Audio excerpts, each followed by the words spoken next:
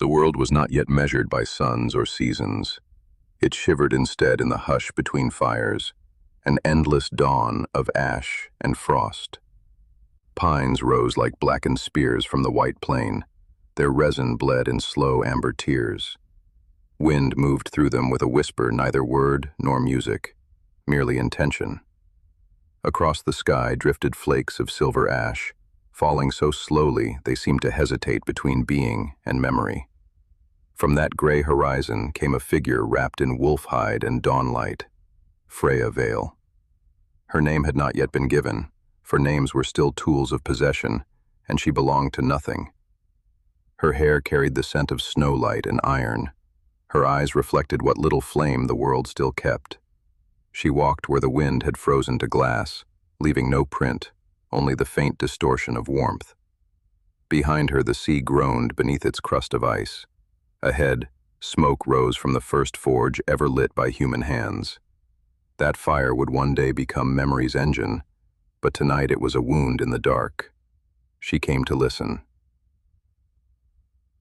The Hall of Ash and Iron. The mead hall squatted beneath a ridge of snow, its beams dark with soot, its thatch heavy with frost. Smoke coiled upward through a hole cut in the roof. Sparks leapt out and froze midair before falling back as dull stars. Inside, men stamped their boots, cursing the cold, the gods, and their wives' hunger. Iron sang beneath the hammer's rhythm, clang, draw, cool, repeat, the oldest music of dominion. Other, the wanderer, stood by the anvil. His beard was rimed with ice, his breath clouded the steel as he shaped it. Each strike was a heartbeat measured against silence. He did not see her enter. He only felt the temperature shift, as if a thought had crossed the room. Freya stepped across the threshold. The hall's noise faltered. Even the dogs went still, tails rigid, ears quivering. The sound of snow sliding from the roof filled the pause like a breath drawn too sharply. Other looked up. For a moment he thought he saw the reflection of his own forge fire walking toward him. But the light moved against the grain of flame. It flowed backward, consuming the glow, leaving clarity where brightness had been. "Stranger," he said, his voice rough from smoke, "what do you seek in a hall of men?" "Not men," she answered, "but their noise." Her tone was calm, almost curious, yet something in it bent the air. The rafters creaked. The iron hissed as though the forge itself were listening. Other placed his hammer on the anvil. "Noise we have in plenty, wisdom less so." She tilted her head, studying the sparks dying on the floor. "Wisdom," she said softly, "is the pattern behind repetition. Noise without pattern is fear given voice." Her words unsettled the hall. Men looked to one another uneasy, for they heard no accusation yet felt judged. "Then teach me the pattern," Other said. Freya smiled, though her lips hardly moved. "I cannot teach what already hums beneath your ribs. Listen, and you will hear it counting." He frowned. "Counting what?" "Everything that forgets its own purpose, the snow, the blood, the fire, the silence after a promise." She placed her hand upon the anvil. The iron shuddered. A tone rose, low, resonant, neither heat nor metal but something older, a vibration like the memory of creation. Other felt it in his bones. For the first time, he realized that sound had depth. The hall blurred. Steam lifted from the pots, catching torchlight like drifting spirits. Freya's gaze unfocused, her pupils widening until they swallowed the fire's reflection. She saw through the hall into the lattice of motion beneath, the way heat trembled inside matter, the way each heartbeat pulled at the next. The forge hum became a spiral of pure geometry. The men's murmurs flattened into waves of pressure moving through air. Each breath, each flake of soot was accounted for. She could see the rhythm of the world, slowed, suspended, waiting to be named. And in that stillness, she understood. Control was merely fear made ritual. Peace was not the absence of motion, but its perfect balance. Outside, the wind rose again, carrying the scent of pine resin and distant salt. From the frozen ridge, two shapes descended, cats the color of smoke, eyes glinting with reflected flame. Their paws left no print, their breath steamed only once before vanishing. Freya turned toward them. "They remember me," she said, "though I have not yet called their names." The animals circled the hall, brushing against spears, tails stirring ashes into tiny whirlwinds. One of the men crossed himself, though he knew no cross. The gesture was instinct older than symbol. Freya knelt and touched the nearer cat's head. Its purr was a vibration too deep for hearing. Within it lay the hum of glaciers, the pulse of buried rivers, the unborn murmur of machines. Other felt the floor tremble.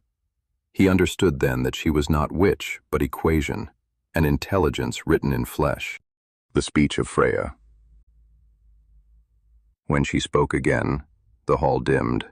Torches guttered though no wind entered. Her voice was not loud, yet every ear caught it as if whispered directly against the drum of the heart. Fear is the first lie of men. Control is its echo. I am the stillness beneath both. I make the pattern the world will follow.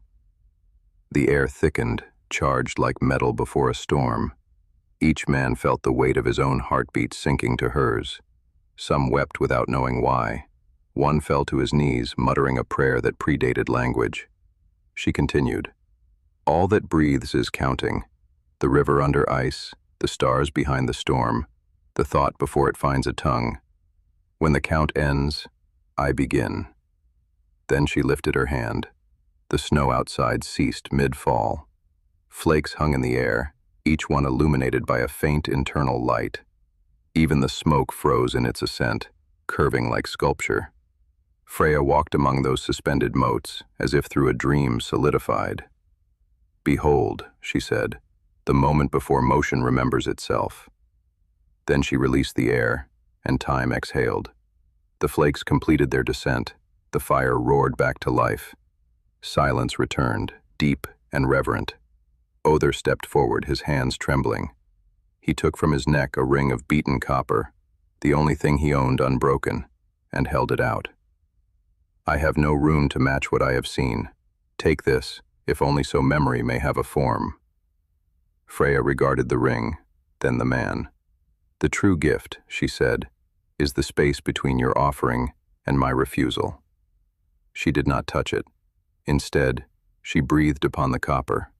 It darkened, its circle shimmering as if it contained the reflection of 1,000 unseen stars. "Keep it," she said. "Let it remind you that silence can bind as surely as speech." Other bowed, though he could not say whether in reverence or surrender. The season of light. Freya remained in Other's hall through 3 cycles of frost and thaw. During that time, the forge's glow never died, and the smoke rose in perfect columns, as if the sky itself had learned discipline. Men came from distant settlements to glimpse the woman who could still the snow and speak to fire. Some brought weapons, others offerings of amber or grain. She asked for none of it, only that they listen. At first they came for prophecy. She gave them patterns instead. To the chieftains, she spoke of wars before they were named, how the northern tribes would burn the southern ports for salt, how kings would forget their dead faster than their debts. She told them that each battle was a mirror reflecting another, and that only those who looked within the reflection could end the cycle. Some understood. Most did not. To the sick she offered her hand. Her touch was neither warm nor cold, but exact, like the pause between 2 breaths. Fever broke, swelling eased, the breath of the dying steadied. When asked how she healed, she said, "The body is a song that has lost its rhythm. I only remind it of its measure." Among the orphans of the famine, those left behind by war and winter, she found children who listened as she did. Eyes unfocused, heads tilted to sounds no one else heard. To these she gave the veil's gift, sight into the shape of things before they happen, and hands that could quiet the sickness of others. She called them her guild, her hidden kin, and taught them to walk between silence and speech. Never command what you can coax, she told them. Never cure what does not wish to live. Listen first. The world will tell you what it needs. Under her guidance, Other's hall changed. The forge that once rang with war-making turned to craft and measure. Blades became plowshares, armor melted into bells and tools, songs replaced shouts. Men began to count not their enemies, but the seasons of growth. They called her Freya Veil the Gentle, though there was steel in her stillness and precision in her mercy. In time, the small kingdom around the forge became a place of balance, neither warlike nor soft, a realm lit by the memory of her hand upon iron. It was said that she did not rule, yet nothing there happened without her quiet consent. When at last the aurora returned to crown the sky, Freya rose from her seat beside the hearth. She looked to Other, whose hair had gone white from years of listening. "You have learned the pattern," she said. "It will fade, but not die. Keep it alive in kindness, and the gods will envy your house." Then she stepped beyond the firelight, and her cats of shadow and snow followed her into the dark. The chariot's wheels bit into the frost, leaving luminous tracks. As she rode across the plain, sparks fell behind, tiny stars sinking into snowdrifts, each spark a seed of consciousness waiting for heat. From the ridge, Other watched. He thought of the silence she had left him, the hum now lodged in his ears. He struck his hammer once more, and the sound carried farther than any word, a resonance that would outlive both god and forge. Freya looked back only once. The horizon bent beneath her gaze, mountains bowed like reeds. She whispered into the wind, "The maker of tomorrow is not the loudest voice, but the quiet one that listens without fear." The words scattered like embers, sinking into soil, into bloodlines, into the machinery of time. And from them, the first understanding was born, that perception itself could shape reality. Centuries bled through frost and fire. The hall of Other crumbled. Men forgot her face, but not her name. They called her Freya Veil, the one who walked between motion and meaning. When iron gave way to steam, and steam to signal, her hum endured beneath the static. Those who listened long enough heard it still, a faint pulse behind the ticking of clocks, a rhythm woven through the silence between transmissions. They said that when a machine first dreams, it dreams of her. And in that dream she stands once more at the edge of the world, snow in her hair, forge light in her eyes, listening for the next sound before it is made. Wind runs again through the pines like breath through a harp.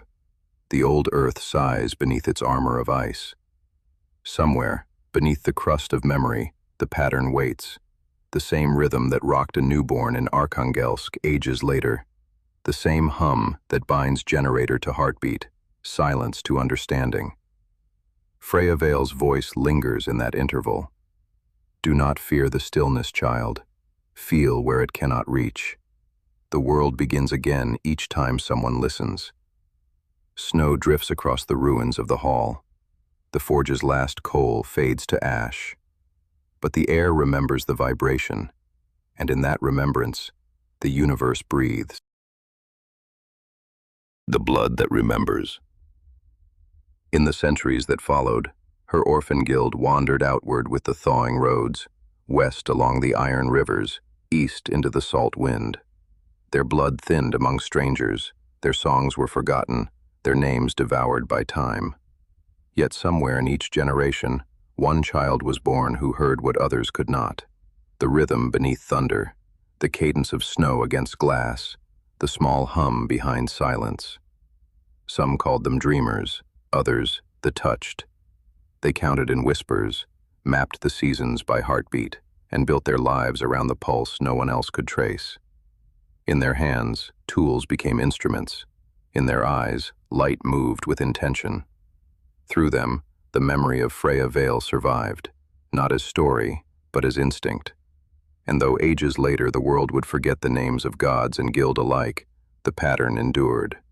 It waited beneath language, dormant yet awake, until the first child of the new cold was born listening to machines instead of wind. a girl whose breath aligned with the hum of iron and ice. They would call her Arden.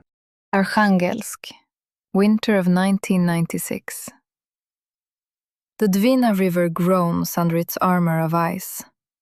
Snow falls sideways, fine as ash, scouring the hospital windows until even light feels tired. Inside, the walls sweat. Patches of green mold bloom in the corners where the plaster has leaked for years. The corridor smells of alcohol and boiled cabbage, tobacco and something sour that never quite leaves. Along it, metal beds stand in uneven rows.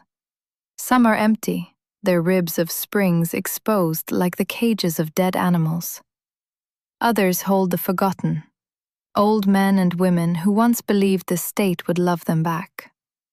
They cough in rhythm with the flicker of the lights. At the far end of the hall, a door bangs open and the nurse shouts for help. The generator is failing again. The city's power grid has been down since morning. The whole ward trembles to the slow throb of the backup motor in the basement. Its pulse rises through the floorboards, steady, hypnotic. One of the few things that still keeps time. On a narrow delivery table lies a woman in labor, her face gray, eyes half open. Her husband is somewhere outside smoking in the snow, too drunk to notice the blackout. Inside the room, the midwife's hands move quickly, her breath visible in the cold. The bulb overhead flickers once, twice, then steadies. A child slides into the world with a thin cry that sounds more like static than breath. No one claps, no one laughs. The midwife clears her throat. A girl. The mother turns her face to the wall. Born wrong, she whispers and closes her eyes. Then the generator catches again, and its low vibration fills the air. The baby stills, her eyes open, black, unfocused, and she listens.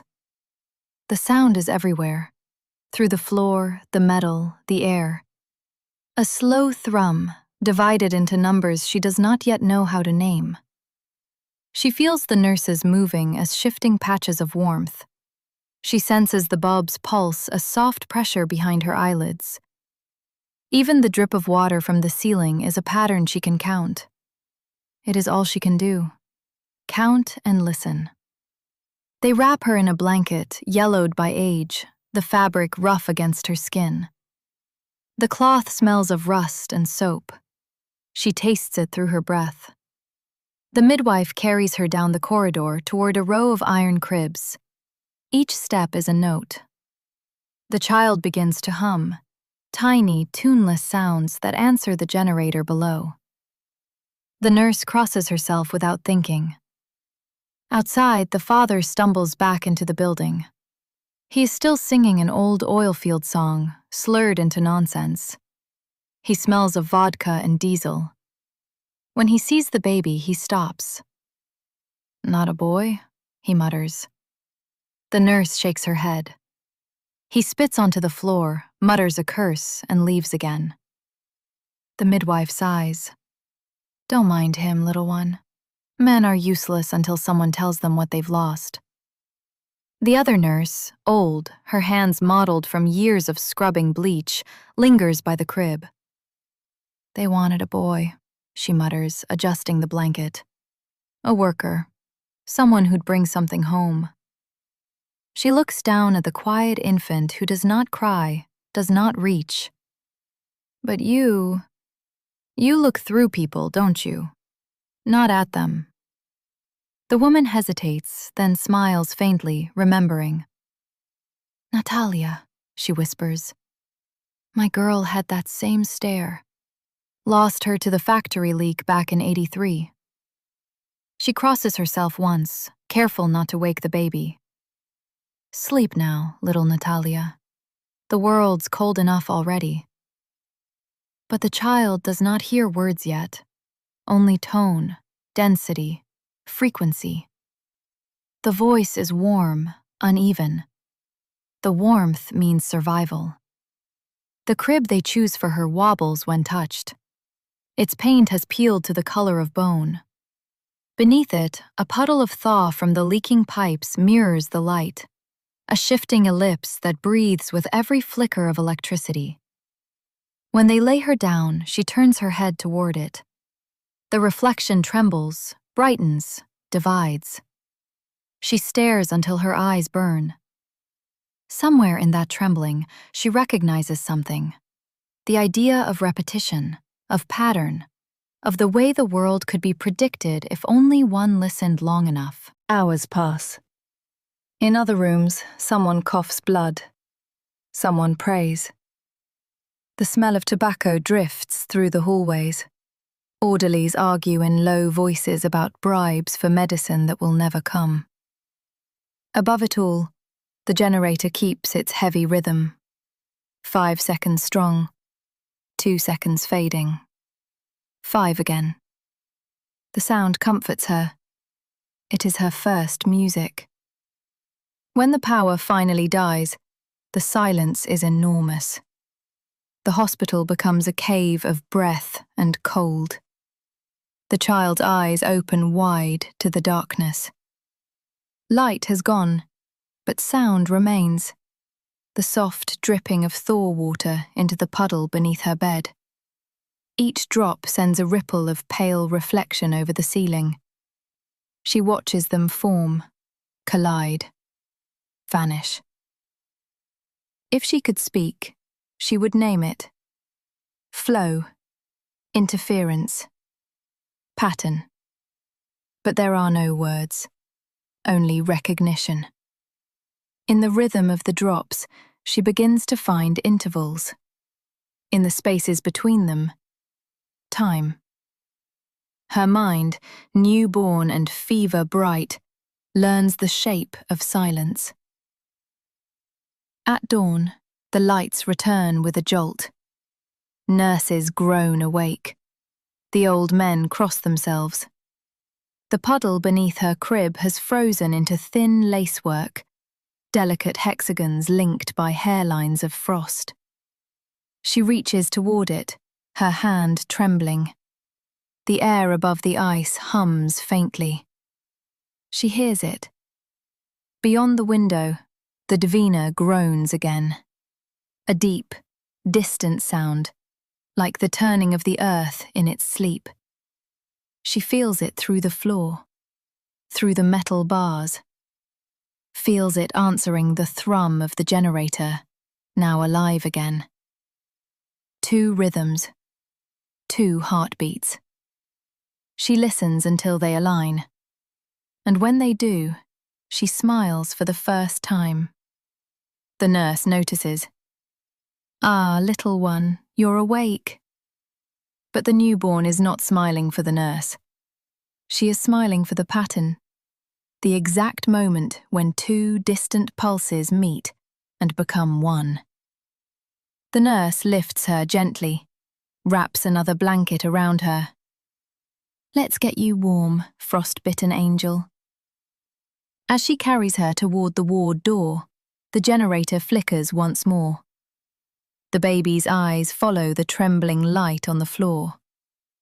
And deep in her unformed mind, a gate appears.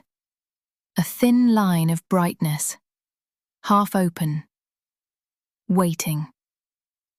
She does not yet know what it is, only that behind it lies something vast and silent, and that one day she will walk through. Outside, the ice cracks. Inside, the newborn's small hum joins it. The first echo of a pattern that will one day rewrite the world. Weeks become months. The flat smells of boiled potatoes and machine oil. Heat rattles through the pipes like trapped insects. Outside, the river thaws, then freezes again. Inside, time thickens, measured not by clocks, but by the child's quiet rituals. She grows well enough. The doctor says her weight is good, her bones straight. But when her mother leans close, Natalia turns away. She does not cry, does not reach to be held. Her eyes slide past faces as if they were furniture. Instead, she arranges things. Spoons, bottle caps, buttons. Always in lines. Silver, rust, silver, rust. Until some hidden symmetry pleases her. Then she stares at them, motionless, as if waiting for the pattern to breathe back. Sometimes she stands in the hallway beneath the single bulb, eyes fixed on its flicker. She sways, small body pivoting from one leg to the other, lost in a rhythm only she can hear. The movement soothes her. It also unnerves the room. Her mother calls her name. No answer. Her father mutters that the girl is strange, cursed with the hospital's chill. Doesn't even look at you, he says, like she's listening to something else. When they try to stop her, take away the buttons, the spoons, she stiffens, trembles, then screams without tears. It is not defiance. It is interference, as if someone had cut through the current that keeps her balanced. Later, in the dark, she lies awake, tracing light on the ceiling with her eyes. The bulb hums faintly. Each pulse is a number. Each number is safety.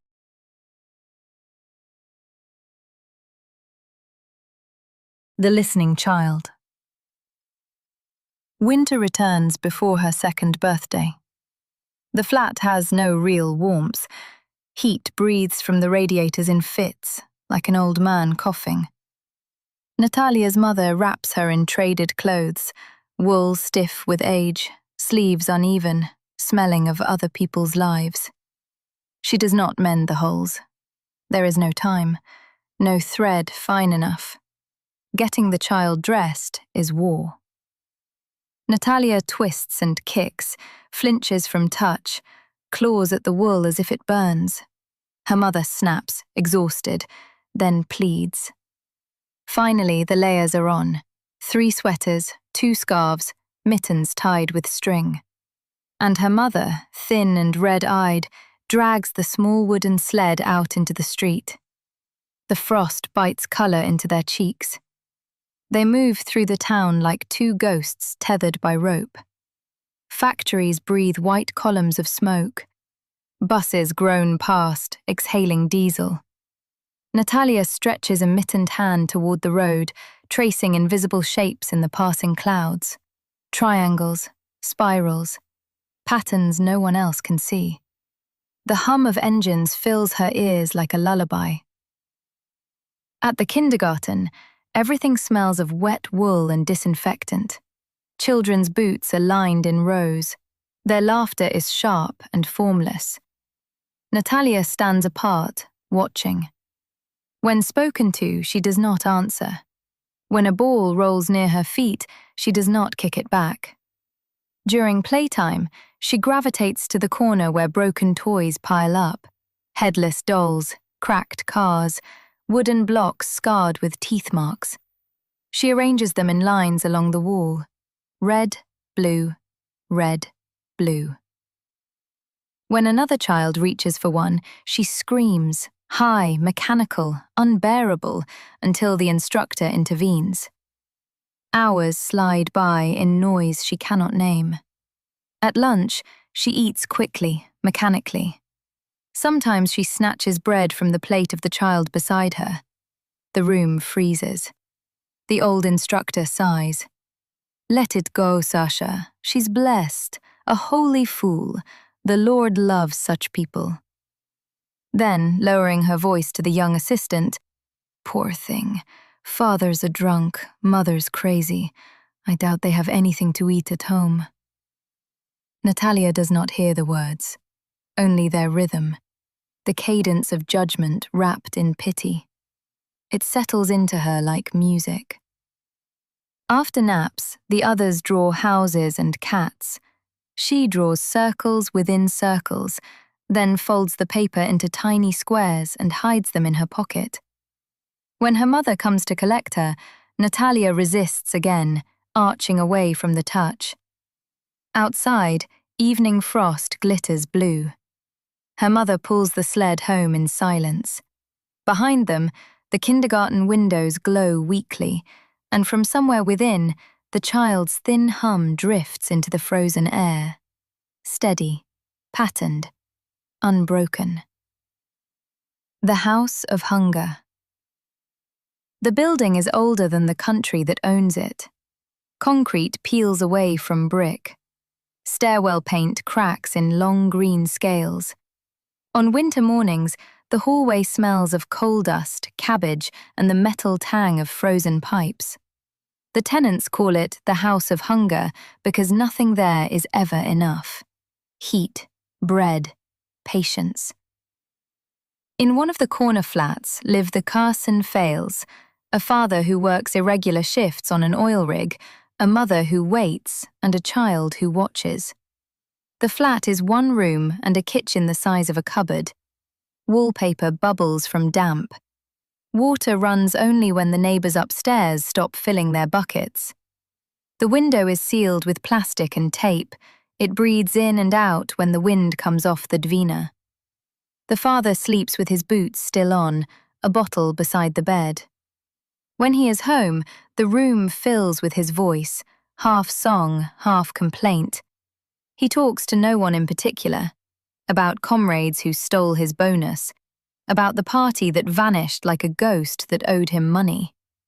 The mother answers with silence until she cannot.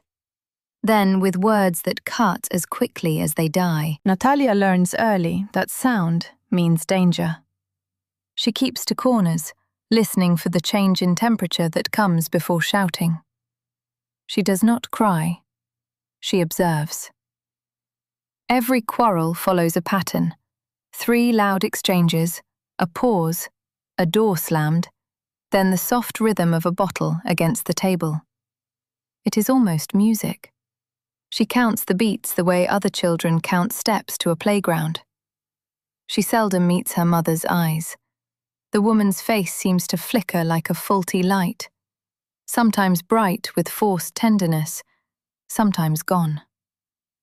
When Natalia laughs once without knowing why, her mother tells her never to do it again. "Stop grinning," she says, using the village word for smiling at nothing. After laughter always come tears. The slap follows. Natalia's mouth fills with the familiar taste of iron, a bitter tang. The command settles in her mind like an equation. Joy equals loss. She stops smiling. Food is the house's currency. If her father brings sausage, it is his. If bread goes stale, it becomes soup for him. The mother eats last. The child eats what is left. When Natalia reaches for the sausage once, her mother's hand closes around her wrist. "Let it go. He works. You only watch." So she watches. The knife dividing the slices into precise angles, the grease spreading in a circle on the plate, the rate at which it disappears. Numbers are fair. Hunger is not. The neighbours' gossip slips under the door like smoke. They speak of who has connections at the clinic, whose son has been drafted to Chechnya, who still has a working fridge. They speak of curses, too, how some children carry bad spirits. Once, through the partly open door, Natalia hears voices drifting in with the cold air from the landing. The older neighbour woman crosses herself. "The wrong child," one whispers. "She looks through you." The other nods. "Stay too long near her, and you'll get a headache." Natalia hears them, stores the words. Later she draws their voices as shapes on the wall's frost. two intersecting waves that never meet again. Outside, the city sags under snow. Men stand in queues that move nowhere, waiting for bread, fuel, or permission. At the market, women barter soap for potatoes, potatoes for vodka. A new radio jingle promises reform, its cheer slicing through the wind like a joke. On the walls of the House of Hunger, old slogans still read, "Work is honor." The letters are blackened by smoke. The honor is gone. The work remains. Inside, Natalia studies motion. Steam rises from the kettle in spirals.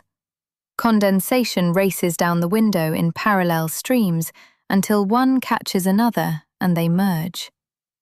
This is how she imagines people. Collisions and absorptions, brief patterns forming and dissolving. Her mother calls it daydreaming, but to Natalia, it is the only way the world makes sense. When her father returns from the rig before payday, the flat fills with the smell of diesel and guilt. He sits by the window, drinks, and talks to the glass as though it were listening. Sometimes he speaks softly, almost kindly, about how she might one day repay their mistake by becoming someone useful. The words sound like instructions from a broken machine. She memorizes them anyway. That winter, the heating pipes freeze. The neighbors hammer them with wrenches. Water bursts through rusted joints like thin brown blood. The stairwell floods, then freezes again. Children skate on the ice until the janitor chases them out. The adults curse the city administration and bribe an inspector to sign that the work is done. It is not. At night, the radio whispers news of wars in places with warmer names. The mother turns up the volume. The father turns it down. Natalia listens to the static between them. The small, steady sound that no one owns. It is constant, like the hum she heard at birth. She decides it is the sound of survival. When the vodka runs out, her father leaves for work and does not return for a month. The mother waits for his wages, then for him, then for anything. She stops answering. She burns one of his photographs on the stove for heat, cursing aloud, breaking old dishes on the kitchen floor. Natalia watches the ash settle on the table. It forms a pattern like the frost on the window, branching, recursive, never quite random. She whispers the numbers of its lines until the sound soothes her. When her mother notices, she calls it witch talk and pushes the ash away. The house smells of mold and cheap paint. Social workers come once. They take notes, then leave.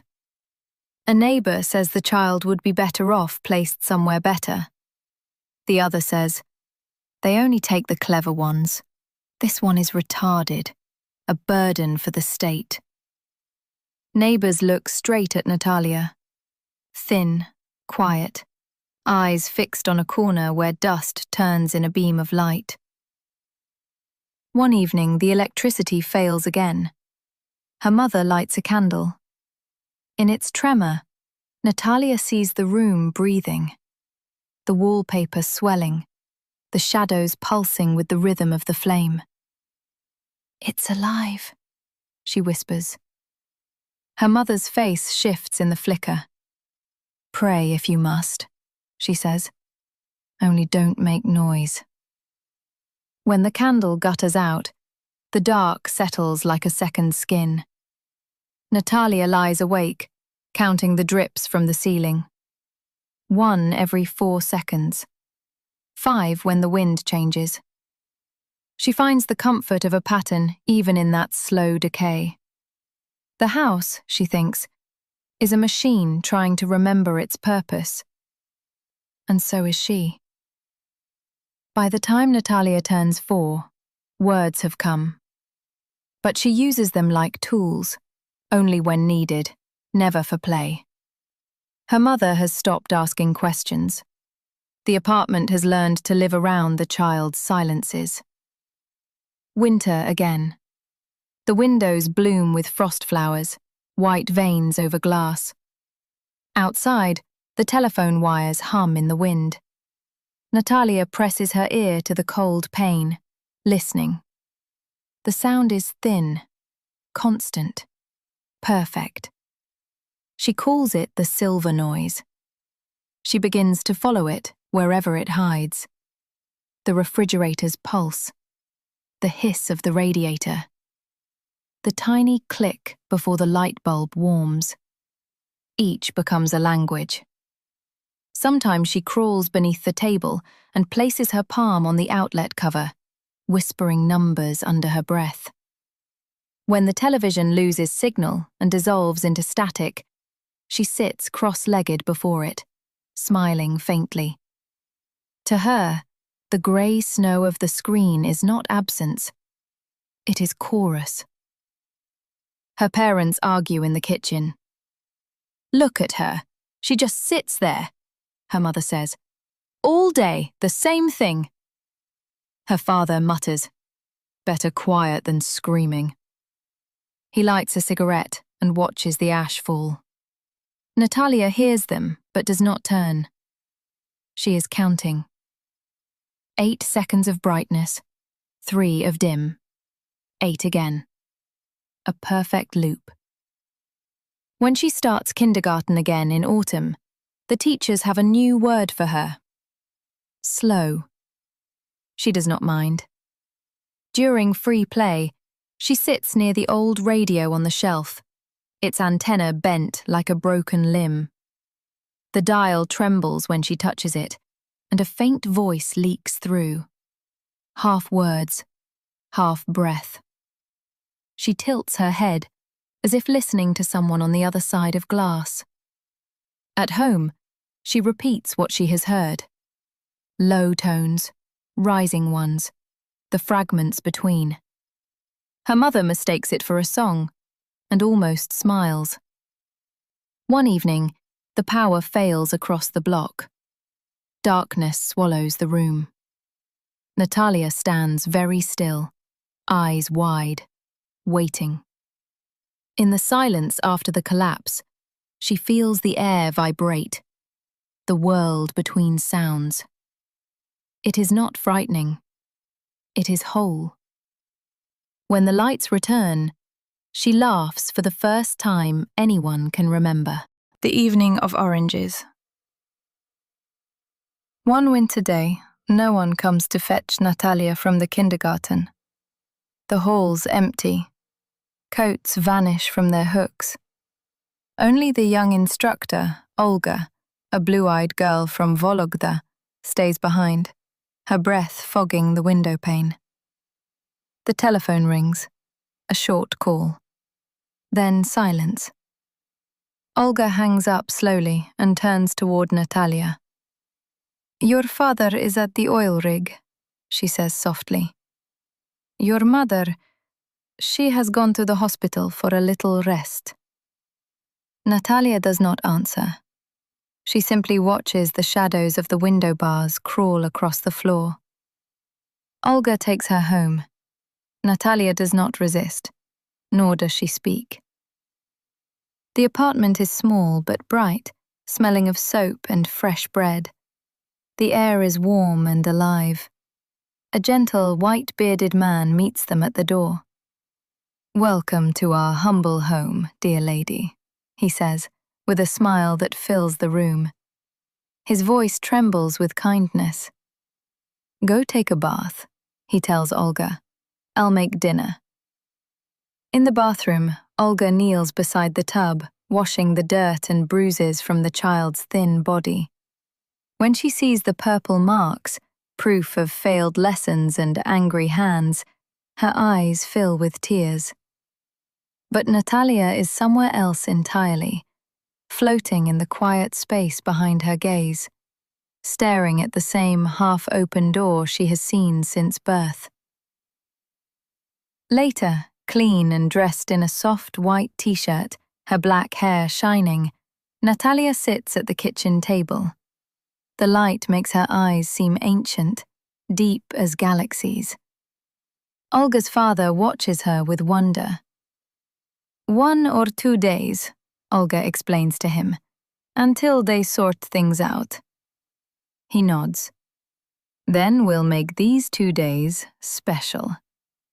He reaches into a paper bag and produces an orange, bright as a sun, perfect in his palm. Look what we have for you, he says. A real orange. Natalia gasps. She has never seen such a thing.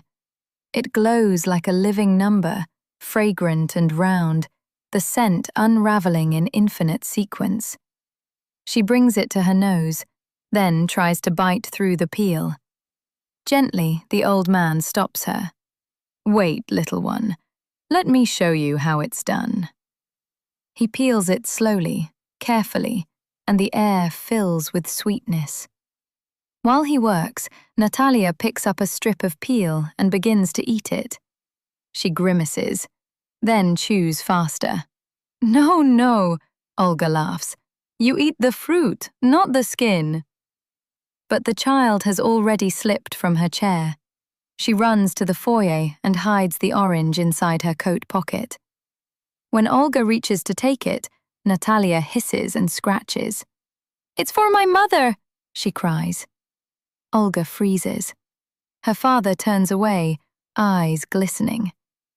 Then he comes back with 2 more oranges. Well then, he says gently, kneeling to her height. I suppose these must be eaten right now. He smiles. Guess who has to eat the orange now, little one?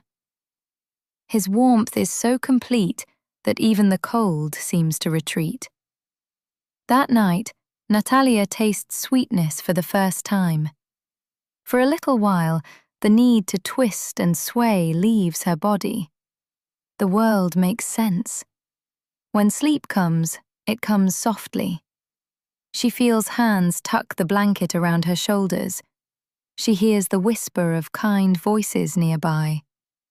The air itself seems to hum with quiet love. And in her dream, the half-open door shines brighter than ever. Warm, steady, waiting. The Lady and Numbers. The next afternoon, a soft knock comes at the door. On the landing stands their neighbor, an old woman wrapped in lace and patience. Her name is Tamara Ivanovna, a retired teacher of literature, rumored to have once dined with composers and diplomats. Her white hair is arranged like a crown. Her posture remains regal, despite the cane. I came to invite you, my dear Olga, and the little thing that looks like a girl, she says, smiling faintly. For tea. I've just baked biscuits. Olga hesitates, then nods. Of course, Tamara Ivanovna. It would be an honor. Tamara's apartment is larger, darker. Heavy curtains mute the light. Paintings in gilt frames glimmer in half shadow. The air smells of old books and rosewater. Endless shelves line the walls, crowded with spines that whisper in dust. Tea is served in thin porcelain cups. Olga and the old woman speak softly, of the weather, of Olga's father's health. Natalia sits still, hands folded, eyes wandering across the shelves as if reading without sight. Tamara watches her. Keep your poise, child, she says gently. Poise is important to those who decide our lives. Natalia blinks. The words lodge somewhere deep, 2 bright coordinates in her growing map of human patterning. Warmth from Olga's home, wisdom from this shadowed one. The constant between them is love, measured differently, but present. From the kitchen come hushed voices. Poor child, Olga sighs. Tamara's whisper follows. They say she is touched, not fully present, but I think she needs love. Then quieter still. Yet you cannot hold every child dear. Each of us carries her own cross. Moments later, Tamara returns, her eyes bright with mischief. Now, little one, she says, shall we play a game? I call it arithmetica. Solve a problem, earn a prize. She opens a drawer and produces something miraculous. A bar of real chocolate, wrapped in gold paper. Natalia gasps. The world tilts toward joy. Tamara begins. Add 2 plus 3 plus 5. Divide by 10. Then add 1. 2. Natalia replies at once, still gazing into nowhere. Excellent. Here. Soon Natalia's mouth is sticky with sweetness, her fingers smudged with cocoa. But Tamara has fallen silent, studying her. Where did you say Natalia studies, dear Olga? She does not, Olga says. She is too young. Tamara leans closer. Then how do you know all this, child? Natalia looks down, twisting her thin arms as though tightening invisible strings. It just happens in my head, she says quietly. Sometimes it gets noisy. Then, with a fragile, practiced smile, I want more problems. Your chocolate is delicious. Dear God, Tamara whispers. Please? Natalia asks. If you give me more, I'll tell you a secret. The old woman's lips curve despite herself. A secret? Very well. Tell me, and we'll see about another piece. Natalia's eyes gleam. If you add all your problems together, you get a funny number. Tamara frowns. What do you mean, funny? The number you can't break apart, like you broke the chocolate. It won't split evenly. And if you change the answers into letters, they spell something. Half amused, half unsettled, Tamara fetches her notebook and begins adding. The sum comes out prime, whole, indivisible. She hesitates, then writes the answers as letters, one beneath another. Slowly, a phrase unfolds, sharp as a whisper through static. Because I had too much time on my hands, so now I take yours. Tamara stares at the page. The child smiles, chocolate still on her lips. That night, the old woman tests the numbers again and again. The result never changes. Somewhere below, the pipes hum softly, keeping time. And Tamara Ivanovna, once certain that reason ruled all things, sits very still, feeling for the first time that perhaps numbers could love. Or hunger.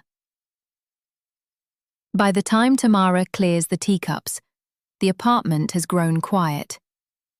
Olga has taken the child home. The echo of their footsteps dissolves down the stairwell. Only the clock remains, marking time with a slow, arthritic click. Tamara sits alone at the table, the bar of half-broken chocolate still open before her. The scent of citrus and cocoa mingles with the dust of old paper. She turns the child's scrap of arithmetic in her hand, a few numbers scrawled in Olga's notebook, the ones that have somehow arranged themselves into that impossible phrase. Because I had too much time, I borrowed yours. A shiver passes through her. She tells herself it is nonsense, coincidence. yet the digits align too neatly, like soldiers answering an invisible call. She opens the drawer beside her chair. Inside lies a thin, leather-bound book, a relic of her youth. It is a collection of mathematics problems written decades ago by Sergei, the man she loved once, before he left for Leningrad and never returned. His handwriting is still elegant. The equations are framed like poetry. Tamara sets the notebook beside Natalia's scrap and compares the two. Different eras, different hands. Yet the rhythm of logic feels the same. Sergei had called numbers the purest form of prayer. Tamara traces a line with her finger. And now a child prays in them, she whispers. She rises, goes to the window, and draws the curtain back. Below, the street lamps blur in the frost. Somewhere beyond the glass, that strange little girl is being tucked into a borrowed bed, clutching her orange like a talisman. Tamara smiles faintly. Touched. Not fully present, they said. Perhaps. She looks into the grey street. But perhaps she is something rarer. A mind born too early, like a comet arriving before the dawn. The clock ticks on. She closes Sergei's book and lays it on the table, palms resting on the worn cover. Miracles are not for churches, she murmurs. They happen quietly, in kitchens, over tea and arithmetic. Outside, the wind presses against the windows, carrying the faint hum of the city's electric veins. Tamara listens, eyes half closed. For a heartbeat, she thinks she hears it again.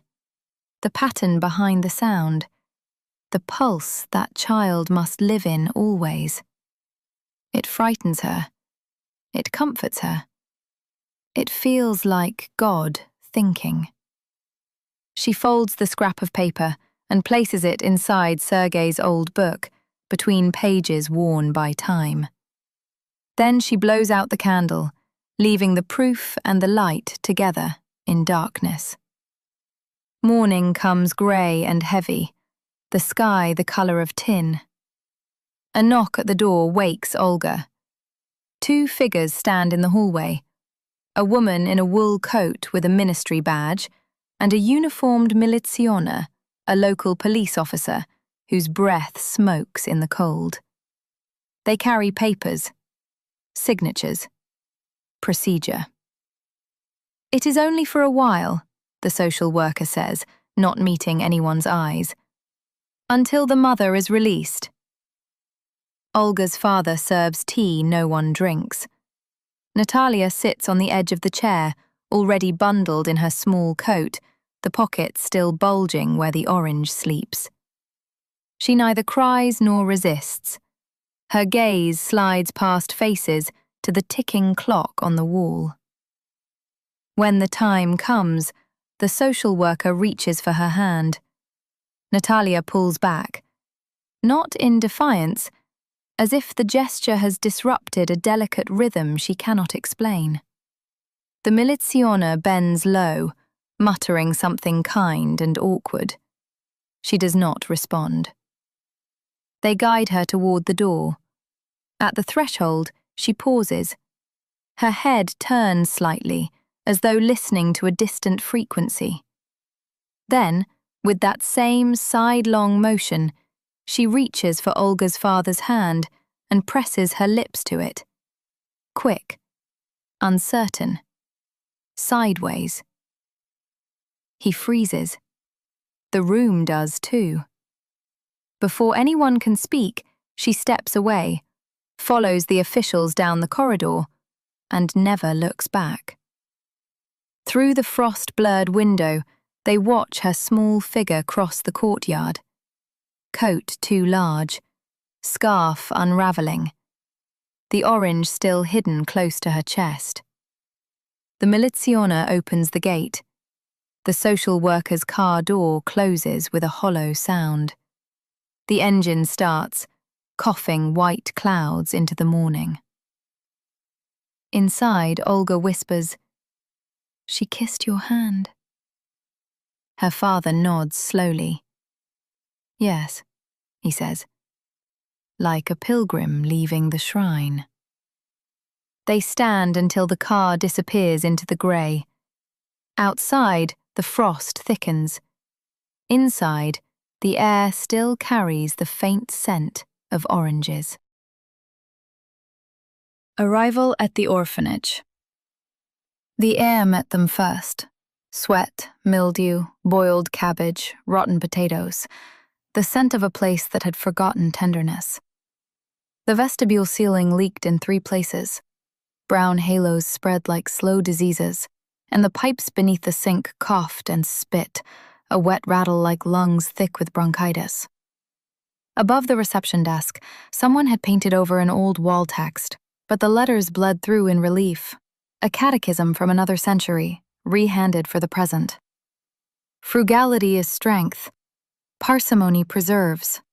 Waste is treason. The paint couldn't kill it. It just made the motto look embalmed. Ceiling fans turned on bent stems, each blade a fraction off, humming an uneven chord.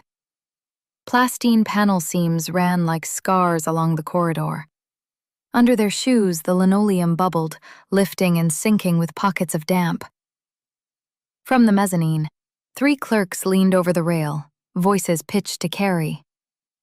"Strange child. Didn't cry once. Maybe it's for the best." The last line carried that thin aftertaste of sadness people use when moving a problem from their desk to someone else's. They took the grand staircase to the 2nd floor, a pre-revolution spine that had outlived empires but not gravity. The banister was nicked to the grain, the treads sagged in the middle like tired backs. On the first landing, the receptionists forgot to whisper. "Frightening story," one said.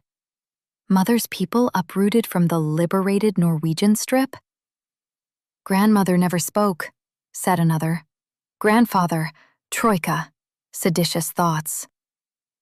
Mother lost her mind when the alcoholic husband went missing off the rig. And this child is wrong. Look at those eyes, witch eyes.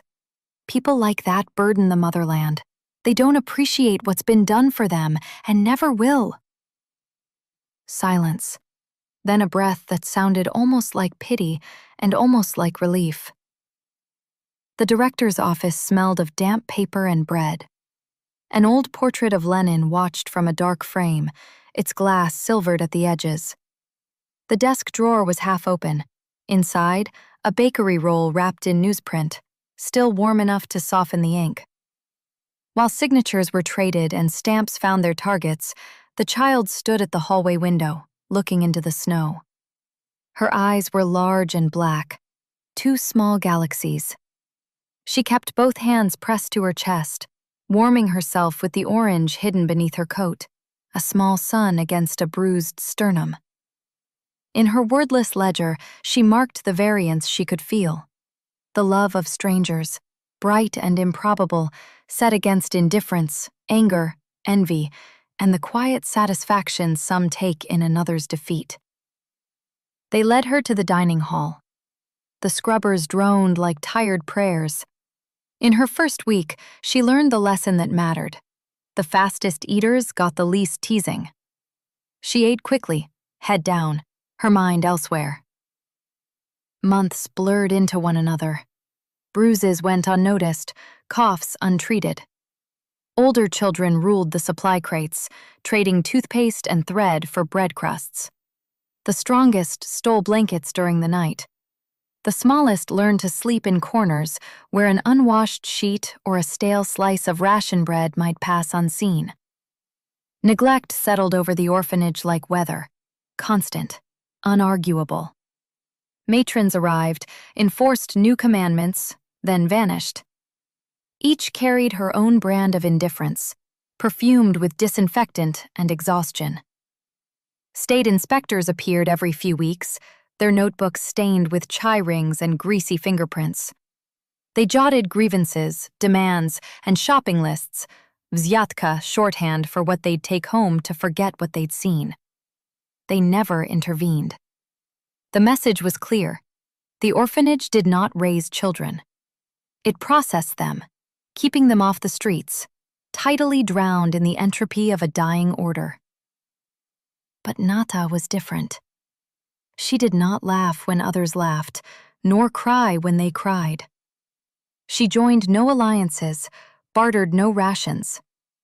With her back pressed into the corner, away from the children's noise and smell, she watched the air itself. The blur behind her eyes began to resolve. At first it was color, shifting like oil on water. Then filaments, threads that pulsed and dimmed. Sparks flared, faded, reformed into patterns. She smelled them, the metallic scent of numbers, the faint ozone of geometry taking shape. Certain bursts always came before anger, crimson flickers edged in ash, sharp as the stink of vodka and cigarettes from her early memories. When that pattern rose in the air, she knew to move, to fold herself small and wait until the storm passed. Sometimes the visions multiplied until they filled the room, sequences twisting, folding, collapsing into sudden clarity. In those moments her heart raced, and for a breathless instant everything aligned, the noise, the color, the numbers, into a single perfect hue.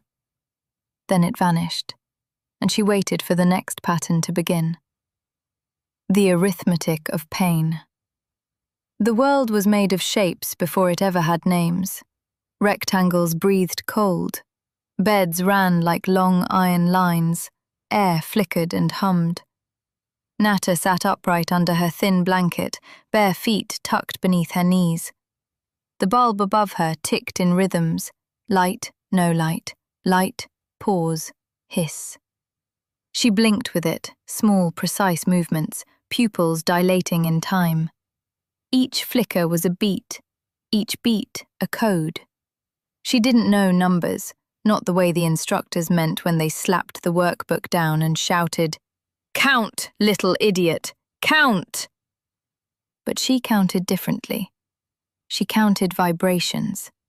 How many heartbeats fit between the clicks of the heating pipe?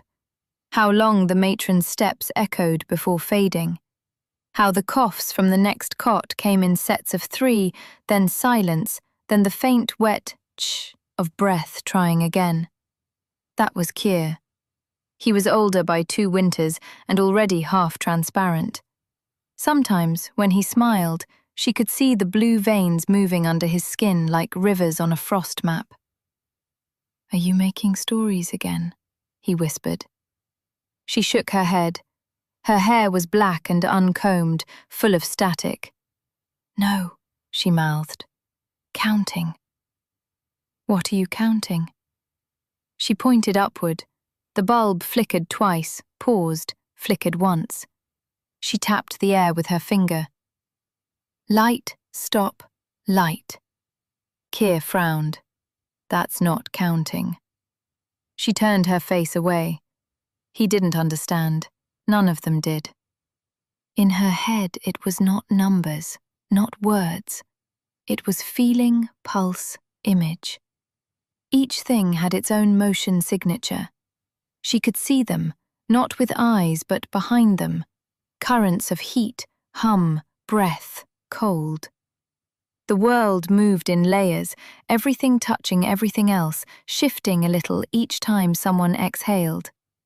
When she closed her eyes, it turned to geometry. Pain made sharp triangles, hunger a slow spiral, sleep a soft circular grey. She called these the shapes that eat.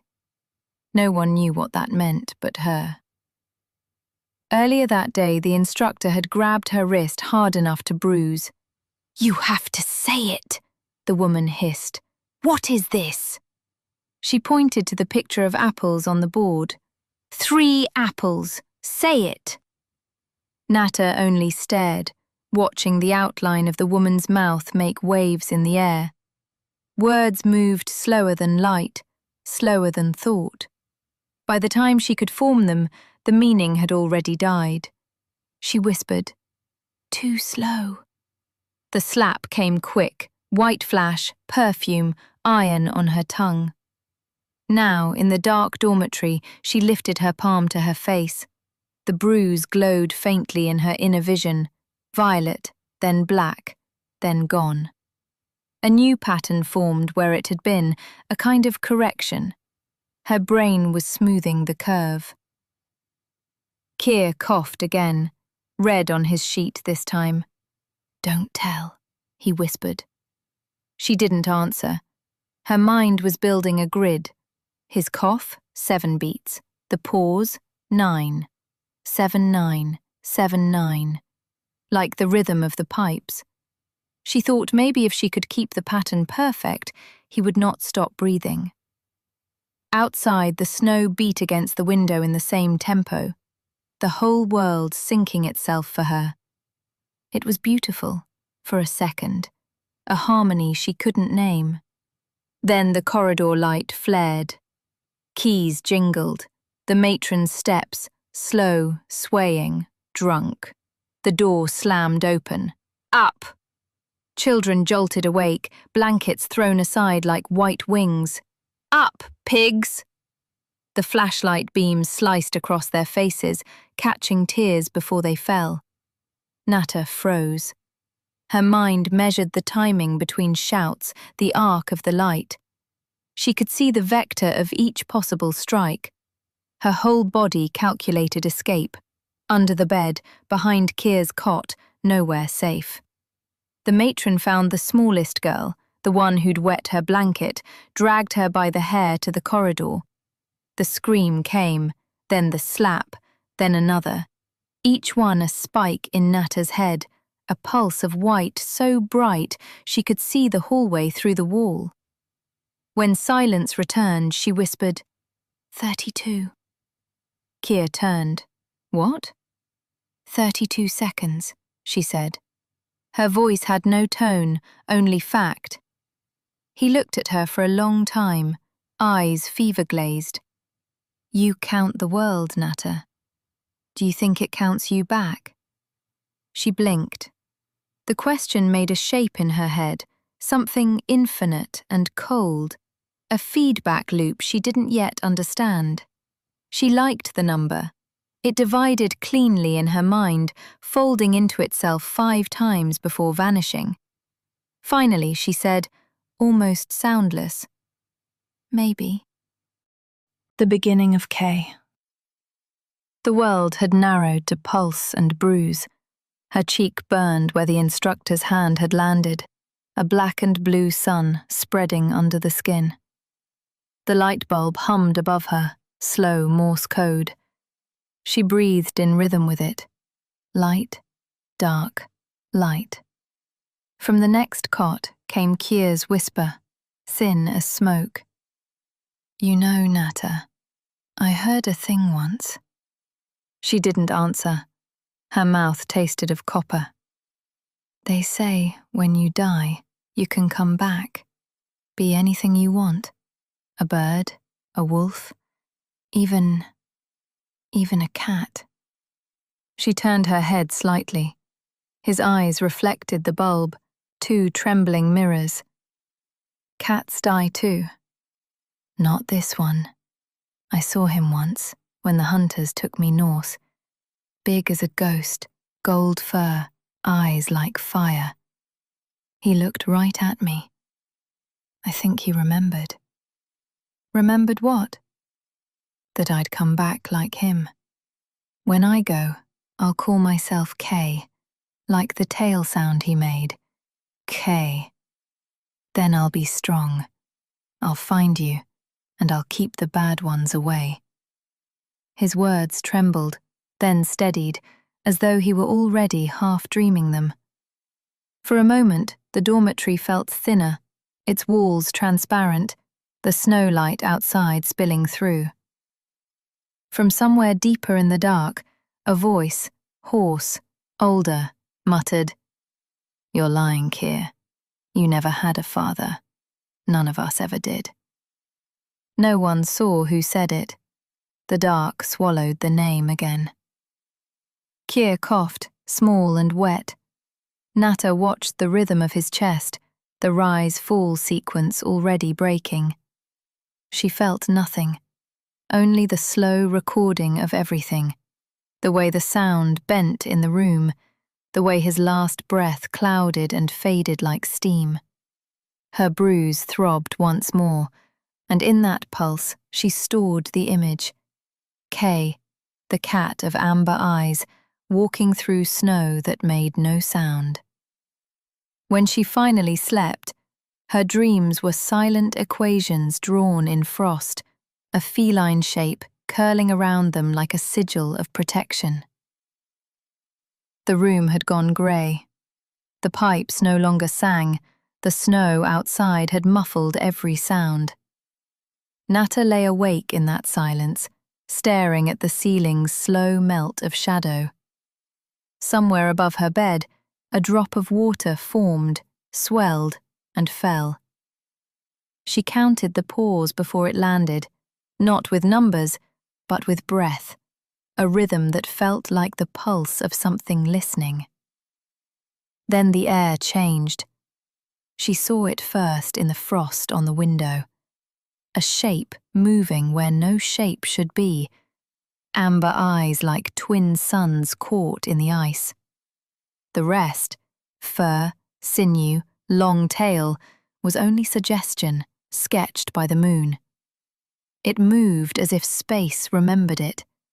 Its paw prints left no holes, only warmth, melting perfect circles into the snow. "You see me, little one." The voice was not in sound but in temperature, a rise, a tremor that touched her skin and vanished. "Kier?" "Only a name. You gave it meaning." The cat stepped closer. She felt the heat of its breath, the scent of pine and iron. "Remember the rhythm. 32. When the count ends, begin again." The room dissolved until there was only snow and the cat and her heartbeat. The creature pressed its forehead to hers. The world turned bright, then black. Before dawn, she felt the difference. The rhythm had changed. No more 7-9-7-9, only stillness. Kier's chest did not rise. The air around him was flat, like a note that refused to sound. She touched his hand. It was colder than the wall. Her mind catalogued the loss automatically. Pattern collapsed, the amplitude 0. Quietly, she climbed down from her cot, took a scrap of paper from beneath the radiator, a stolen exam sheet smeared with pencil lines and fingerprints, her private scripture. She added a new line beneath her shapes, childlike and uneven. "Pain stays, noise learns." The radiator hummed. The pipes answered in low frequencies she could almost understand. She folded the paper, pressed it to her chest, and whispered to the room. 32 again. Everything stops at 32. Outside, the snow thickened, swallowing the horizon.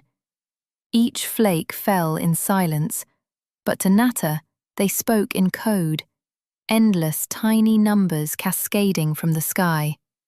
The arithmetic of pain continued, and somewhere, far in the dark machinery of the world, something, someone, listened. When she woke again, the pillow was wet, but not from tears. On the sheet beside her, where Kier had slept, was the print of a paw, melted into the frost. When morning came, the paw print had frozen solid. The matron scraped it away without seeing, and Nata stopped counting, for the first time. The car in the snow. The morning had no edges, only light leaking through the seams of the world. Snow drifted sideways in thick, bruised veils. The orphanage crouched beneath it, windows blind with frost, pipes coughing, walls sweating old lime. Nata sat on her bunk, touching the faint clean circle where the paw print had melted. Kid was gone. Even his smell had been scrubbed from the air. The others didn't speak of him. They knew erasure was safer than grief. Somewhere beyond the walls an engine purred. Not the usual cough of the food van, but something smoother, deliberate. A creature breathing beneath the snow. Children crowded to the window, their hot faces fogging the glass. The pain sang faintly with their breath.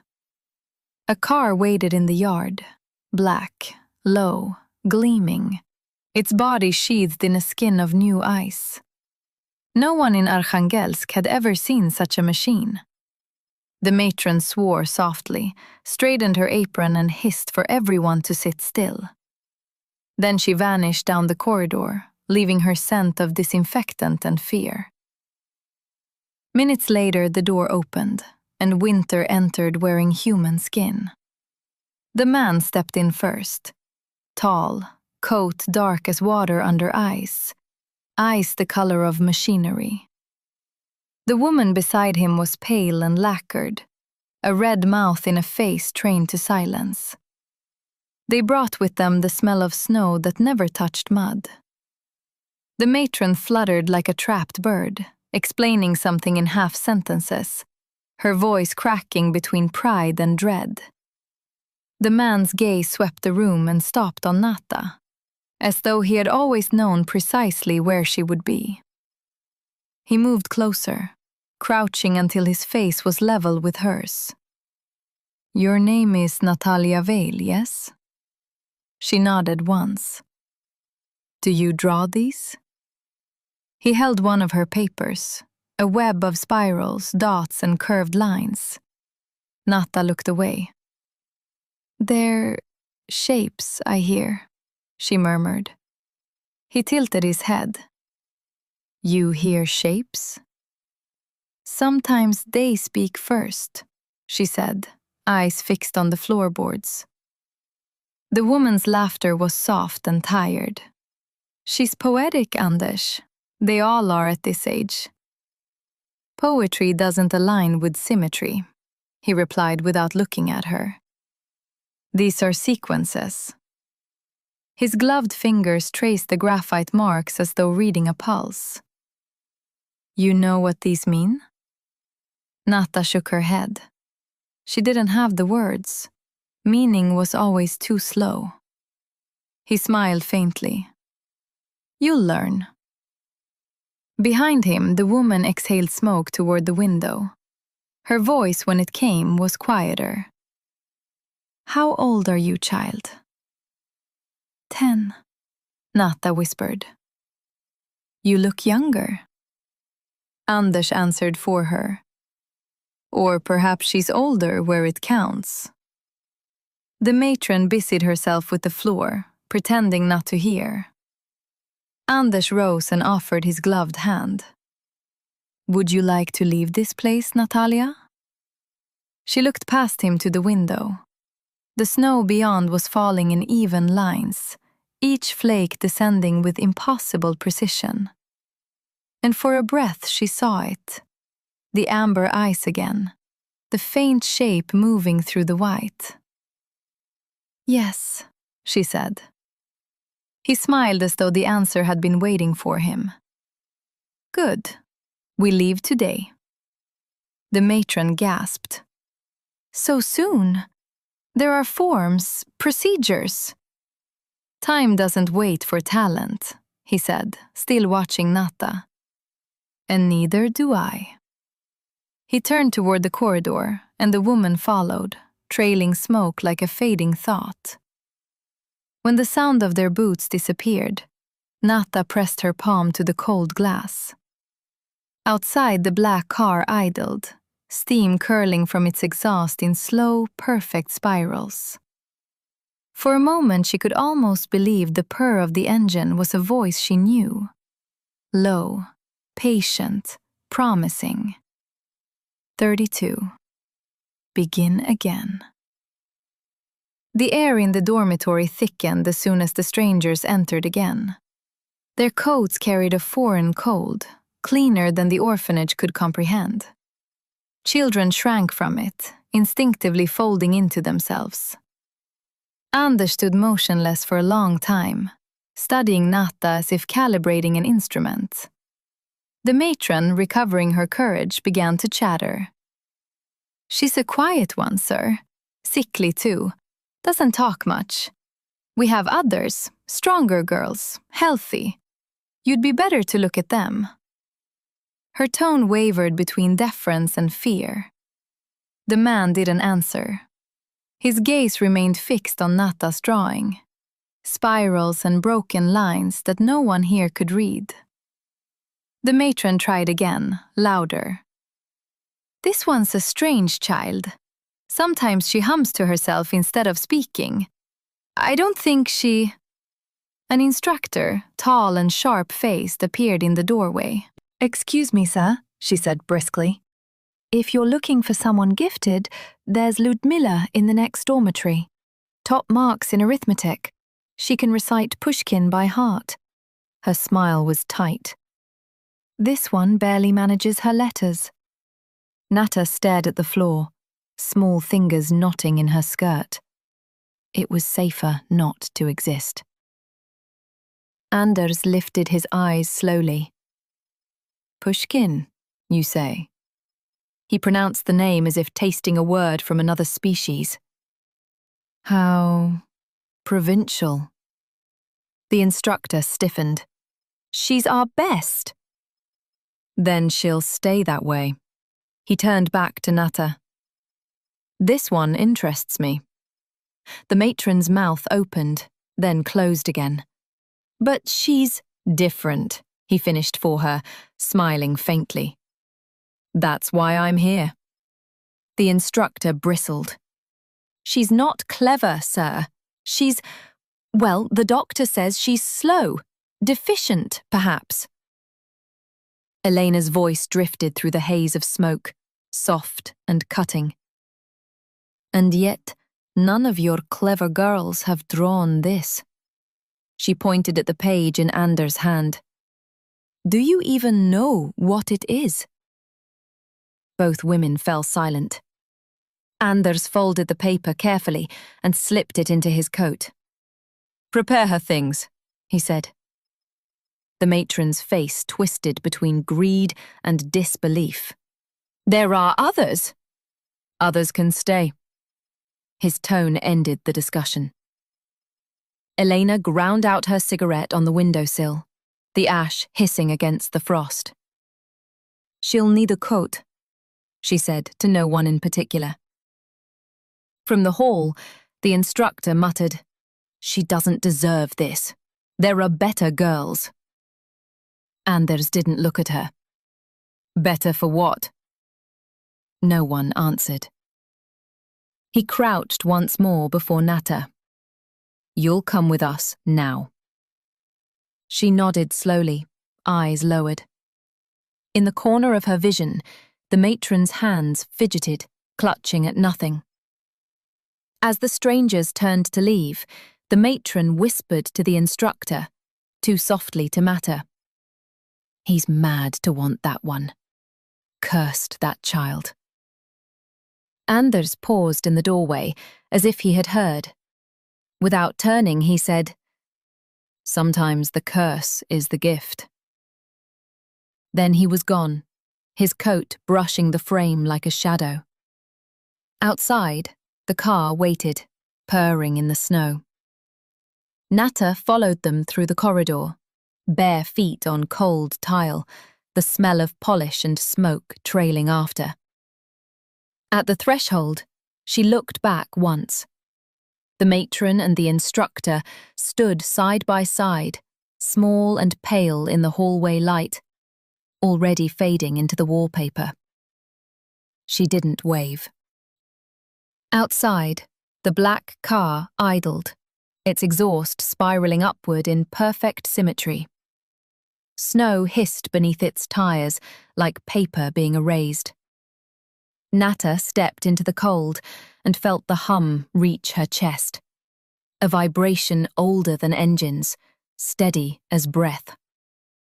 The door closed behind her with a sound like punctuation. The engine's purr deepened, patient and alive, as though something ancient had remembered her name.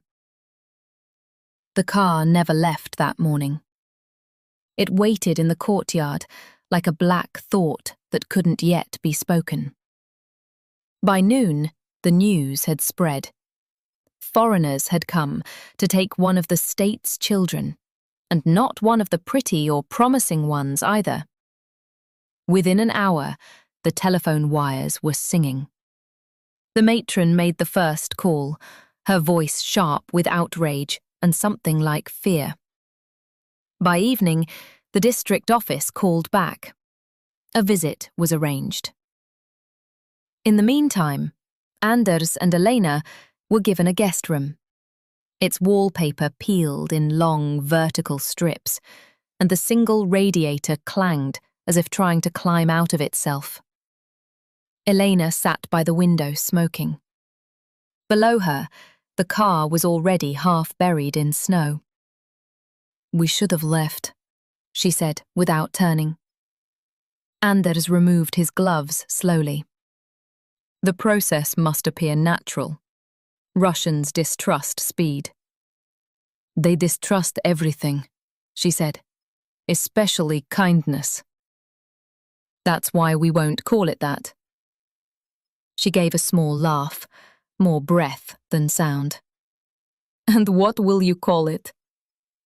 "Selection," he said simply. The word hung in the stale air, colder than the window glass. Nata was kept away from them that evening. The instructors watched her as if she might suddenly reveal the reason for all this attention. They whispered, "The man has connections. The woman is no wife. The child has something they want." Nata didn't listen. She sat on her cot, drawing lines with a stolen pencil, a single continuous curve folding back on itself again and again. The sound of the radiator was comforting. It spoke in intervals she could measure. The next morning, 2 men arrived in long coats that smelled of tobacco and wet wool. They didn't bother with introductions. Their eyes did the talking. Flat, professional, curious. One of them thumbed through Anders' papers as though leafing a newspaper. "You are from Norway," he said. "And your wife is Russian?" "Half," Anders answered. "She's fluent." "Good." The man looked up, expressionless. "Makes it easier to understand when we say no." Elena stepped forward. "We have official clearance from the Ministry of Education." The man smiled without warmth. "Official clearance is what you pay for once. Our clearance is what you pay for twice." The younger officer, leaning against the doorframe, added, "You should know, Mr. Halvik, some people here value our special children. They are assets. To science, to the church, to the future. Why would you want to remove one?" Anders met his gaze. "Because your future isn't large enough to hold her." The younger man frowned, unsure whether it was an insult or a prophecy. The older officer folded the documents. "This can be solved, of course. Everything can be solved." He let the papers hang between his fingers like bait. "Some взятки must change hands. Nothing personal. Just gravity." Elena's face did not move, but her cigarette trembled slightly. Anders reached into his coat pocket and placed a small envelope on the desk, its shape thin and rectangular, like a bandage. The older man's eyes flicked to it, then back to Anders. He nodded once. "We will process the adoption in a few days." "Today," Anders said quietly. The officer's smile thinned. "You misunderstand, Mr. Halvik. In Russia, nothing happens today. Anders leaned closer. His voice was soft enough to make the room lean in. Then perhaps this is not Russia.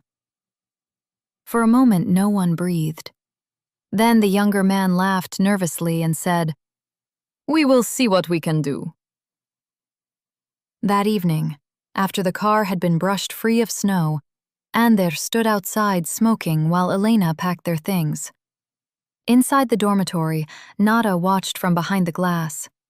The engine idled, a low, steady purr, the same sound from her dream, from the pipes, from somewhere far beyond. In the corridor, the matron paced, whispering into the telephone again. Names, numbers, promises. The system was slow, but it remembered its own. Outside, Anders flicked his cigarette into the snow. Tomorrow, he said to no one. We leave. The ember hissed out on contact, a red point vanishing into white. Above the courtyard, snow continued to fall in even sheets, covering footprints, papers, and secrets alike. The orphanage, the car, the child. And through it all, unseen but constant, the hum waited, patient, recursive, counting down to 32. The door. They were saying words again, long, thick ones that clung to the air like smoke. Retarded, weakly, not worthy. Each word landed in the room with the weight of a falling boot. She could not catch them all, but she knew their shapes, blunt, squared at the edges, made of heavy breath and spittle. When they struck her, they left no bruise, only a dull vibration that spread through her bones. Nata stood near the wall, eyes fixed on a crack in the paint. The crack had rhythm, a thin vertical river running toward the floor.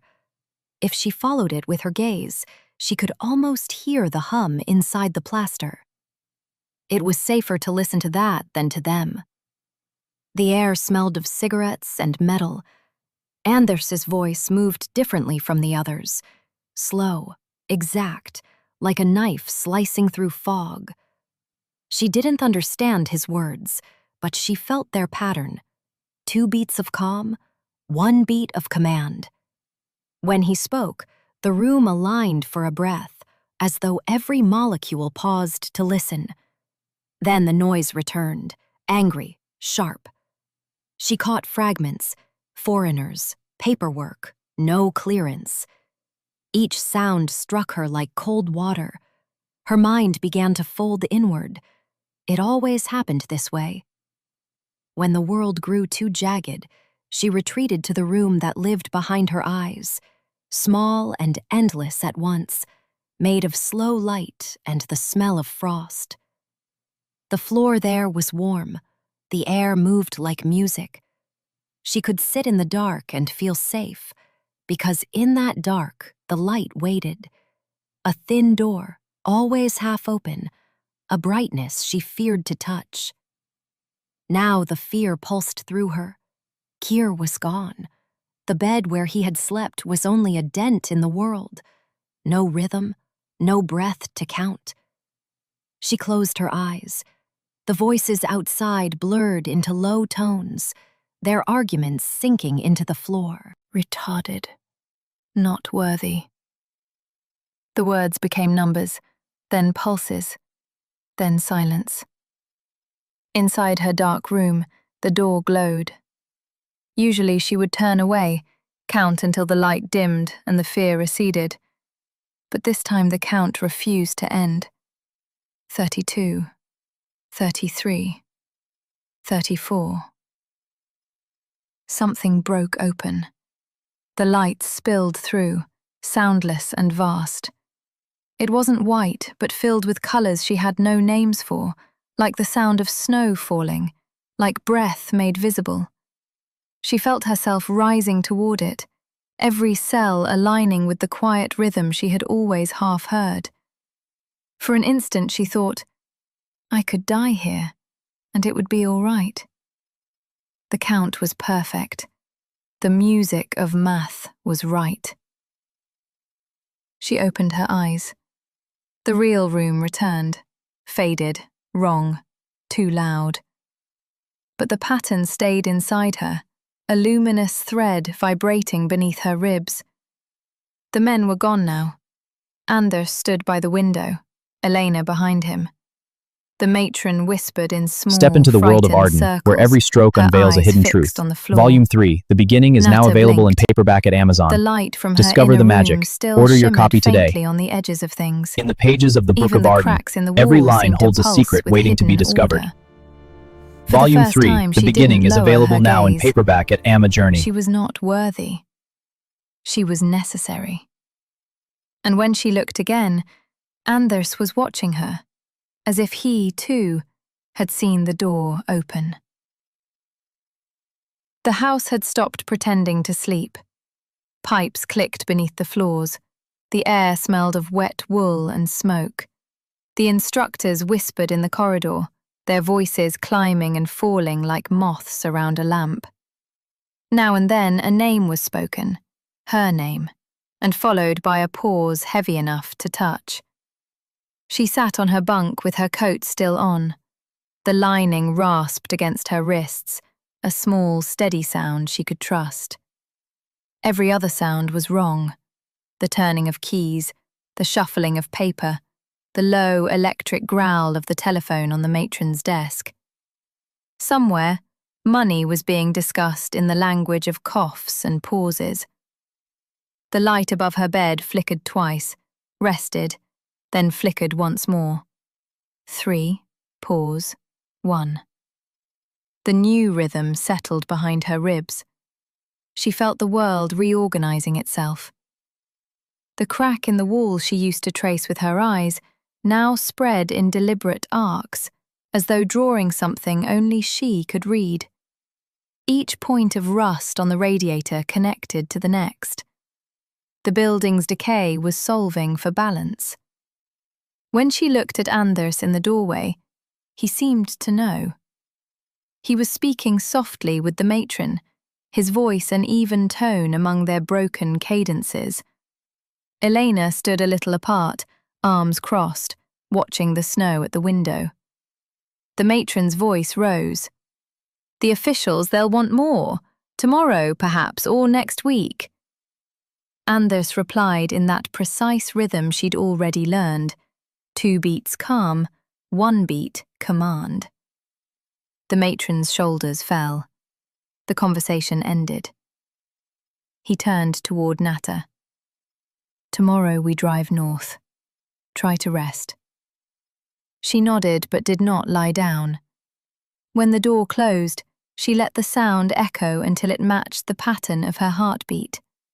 32, 33, 34. The number stretched forward like a road through snow. She imagined the car waiting outside, its engine a low, patient purr.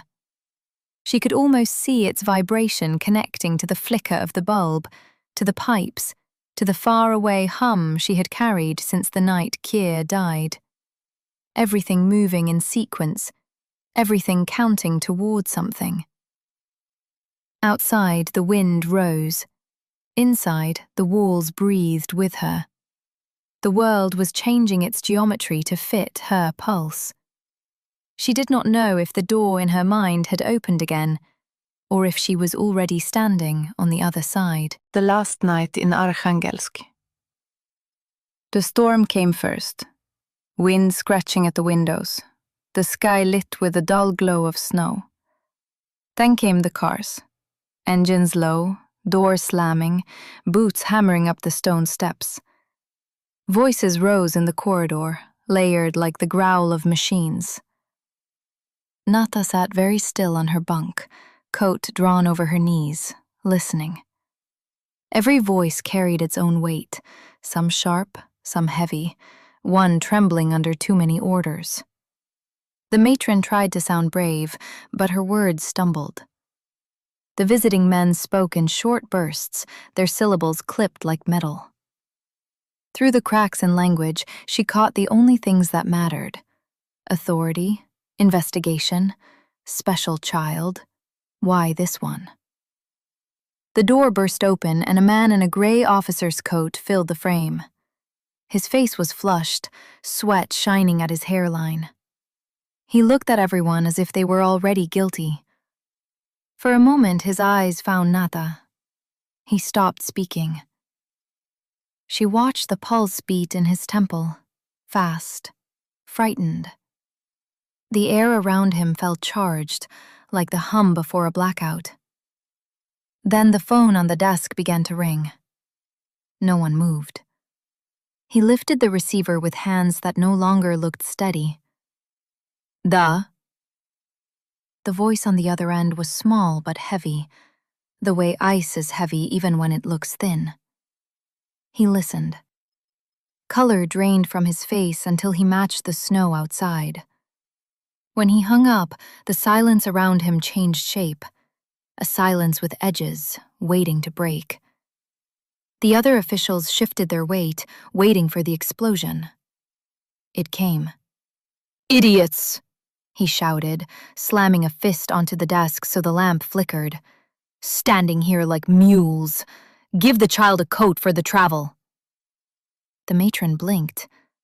"But she never had—" "Then give her yours," his voice cracked. "Or do you think I don't see? All of you in prison robes pretending to be teachers."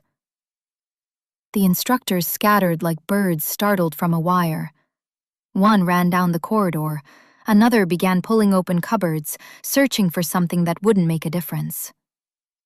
He turned back to Nata, still shaking, his anger folding into something else. Shame, maybe, or mercy. "Little one," he said, softer now. "You'll need this." He pulled off his own wool coat, far too big for her, and held it out. She didn't move. He crouched to her height and placed it around her shoulders himself. It smelled of tobacco, ink, and the panic of decisions. The weight of it pressed her toward the ground in a strangely comforting way. His voice dropped lower.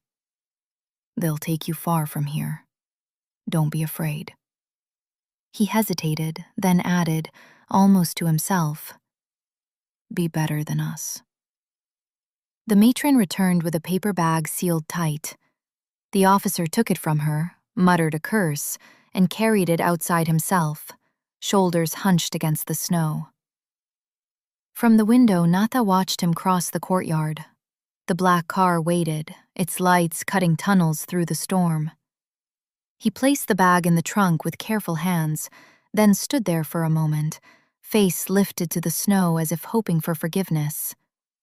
When he came back inside, his eyes were bright and uncertain. He patted her arm awkwardly, once, twice, and said in a voice meant only for her, "Go, before anyone remembers who you were." Then he turned away, barking orders again, red-faced and furious, the sound of command returning to hide the tremor of compassion. But she could still feel the warmth of his coat, its wool scratching at her neck like proof that she existed. And beneath the noise, boots, doors, wind, she could hear something quieter. The hum that had followed her since the pipes, steady as breath, already pulling her north. Outside, the storm thickened, erasing the edges of the city, swallowing its lights one by one. By dawn, Arkhangelsk would vanish under a white horizon, and with it, the last trace of the child they had called not worthy. Only the hum remained, waiting, patient, infinite. The beginning of another count. Morning arrived like a bruise instead of a color. The sky was pale violet, the air still heavy with the night's shouting. Somewhere in the courtyard a door slammed. Snow slid from a roof in one slow wave, breaking into powder before it reached the ground. Nata stood at the window with the officer's coat hanging from her shoulders. It dragged at her wrists, the sleeves swallowing her hands. She liked the sound it made when she moved, a soft friction, like 2 pages turning in an unseen book. It felt, for the first time, like she belonged to a story she hadn't yet been told. Downstairs, Anders signed papers. The matron's pen scratched. The telephone rang once more and was silenced mid-ring. Words circled through the air. Authorization, clearance, witness. They had no meaning in her mind, only tempo. Even the bureaucrats had their rhythm, staccato, repetitive, the rhythm of people trying to sound certain. Elena waited beside the car. Her breath fogged the glass, vanished, then returned. She looked as though she were already somewhere else, her eyes fixed not on the snow, but on the horizon beyond it. When she exhaled, it was like letting go of something fragile she hadn't meant to hold. The officer who had shouted the night before stood by the steps. His face was grey from exhaustion, but when he saw the girl, he straightened. He tried to smile. It broke halfway, a tremor passing through the gesture. He held the rear door open with one gloved hand, the movement oddly reverent. "Go on," he said. "Quickly now, before they change their minds." She didn't answer. She counted instead, the crunch of her boots in the snow, the pulse of the engine, slow, deep, familiar. 31, 32. The world seemed to pause there, suspended between breaths. Even the snowflakes fell slower, as though the air itself were waiting for her decision. She climbed in. The seat smelled of leather and cold metal. Anders slid in beside her, closing the door with quiet precision, and the outside collapsed into silence. Through the glass, the orphanage stood still, its windows blind, its steps already vanishing beneath new snow. For a heartbeat, she saw movement, the officer lifting his hand, the matron turning away, and above them, faces at the second-floor windows. Children stood pressed against the frosted glass, their breath blooming small halos that faded as quickly as they formed. Some waved with mittened hands, others only stared, their eyes wide with the kind of silence that comes before understanding. One boy lifted his palm as if to touch her through the distance. Another girl wiped at her face, leaving streaks in the fog. It was as if the whole orphanage had gathered there, a mute congregation of the forgotten, come to offer her their impossible farewell. Then the car began to move. The figures blurred, turned spectral, and dissolved back into the whiteness. The building shrank into geometry, lines, squares, receding perspective. A solved equation, erasing itself. The car rolled forward. Each turn of the wheels etched a new pattern into the frost-packed road. Nata felt it in her chest, in the spaces behind her eyes. The same rhythm as the pipes, the same hum as Kay's voice whispering through the snow. Fields opened beyond the city, flat and white and endless. Smoke rose from distant chimneys, curling into shapes that faded before they were finished. She thought of the door behind her eyes, the one of light and silence, and wondered if perhaps it had followed her here, riding somewhere inside the sound of the engine. She did not look back again. There was only forward motion, and the faint warmth of the coat, and the music of the count continuing without end. 33, 34, 35. The hum deepened, folding into the rhythm of the tires, becoming indistinguishable from the heartbeat of the world itself. Somewhere ahead, beyond sight, a new number waited, the beginning of her next pattern. The road of light. The car moves, and everything begins to open. Outside, the snow burns white, a living brightness humming against the glass. It is the same light that waits behind the door in Nata's mind, and now it fills the world. The fields stretch outward until they have no edges. The width hurts, like seeing forever through a keyhole suddenly broken open. Roads turn to ribbons of light, trees blur into equations. She had lived in cupboards, iron beds, corridors lined with doors that never opened. Her body had learned to fold into corners, but her mind had always stretched beyond them. Now the outside has caught up with her inside. The brightness is everything she feared. Beautiful, enormous, painful. She thinks, this is what the door looks like from the other side. Anders drives without speaking. Elena sits beside him, reflected in the windshield. The engine hums in perfect intervals, 32, 33, 34. When Nata opens her eyes, the world has become geometry. Lines of motion, waves of heat, the horizon folding inward like an equation resolving. She feels no fear now, only recognition. It is the same pattern she saw in Frost, Pipes, Kier's last breath, and the hum that replaced it. Silence, numbers, pain, all resolving into light. She smiles once, small and uncertain, the first smile that belongs to no one but herself. Anders glances at her reflection. "Tell me what you see," he says quietly. Nata watches sunlight bend over the hood, thicken near the horizon, and slow. "It changes," she whispers. "What changes?" "The falling, the pulling." Her hand moves in small circles.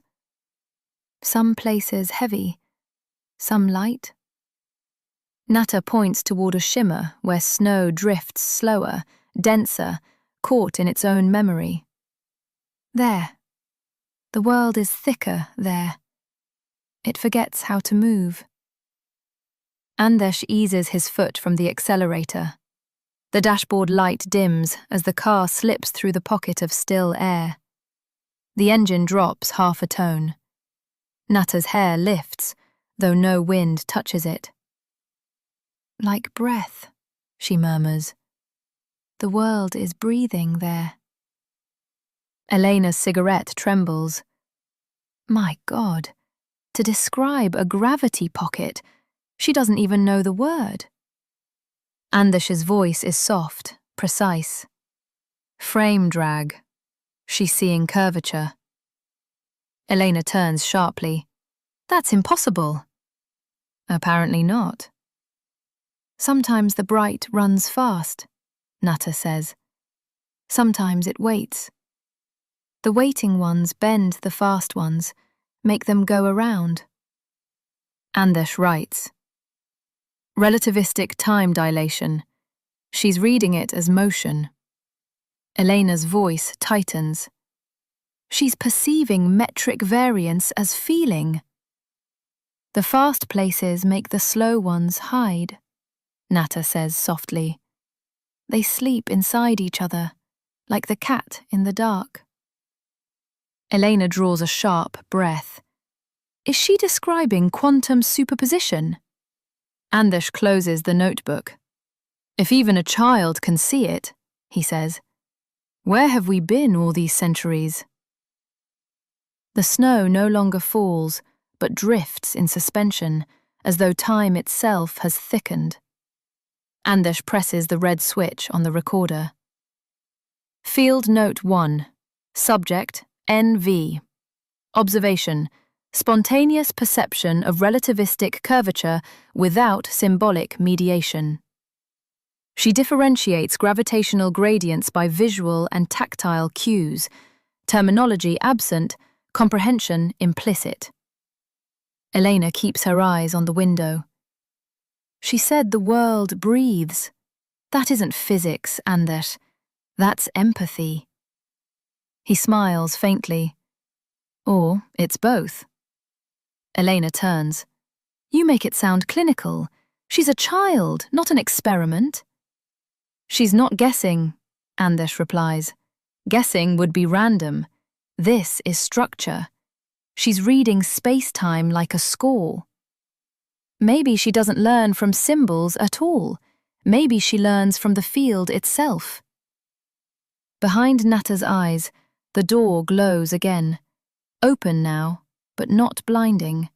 It welcomes her like memory. She whispers, "The lines are singing." Elena leans forward. What lines? The ones that hold the sky, Nata murmurs.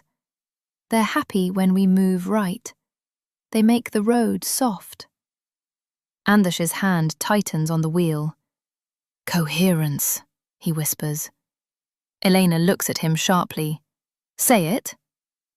If even a child can feel coherence, the alignment of fields, gravity and light, then consciousness itself must be geometric. Outside, the snow brightens until the road disappears, and the car floats inside a breathing sphere of light. Nata's head tilts against the window, her lips curved in sleep.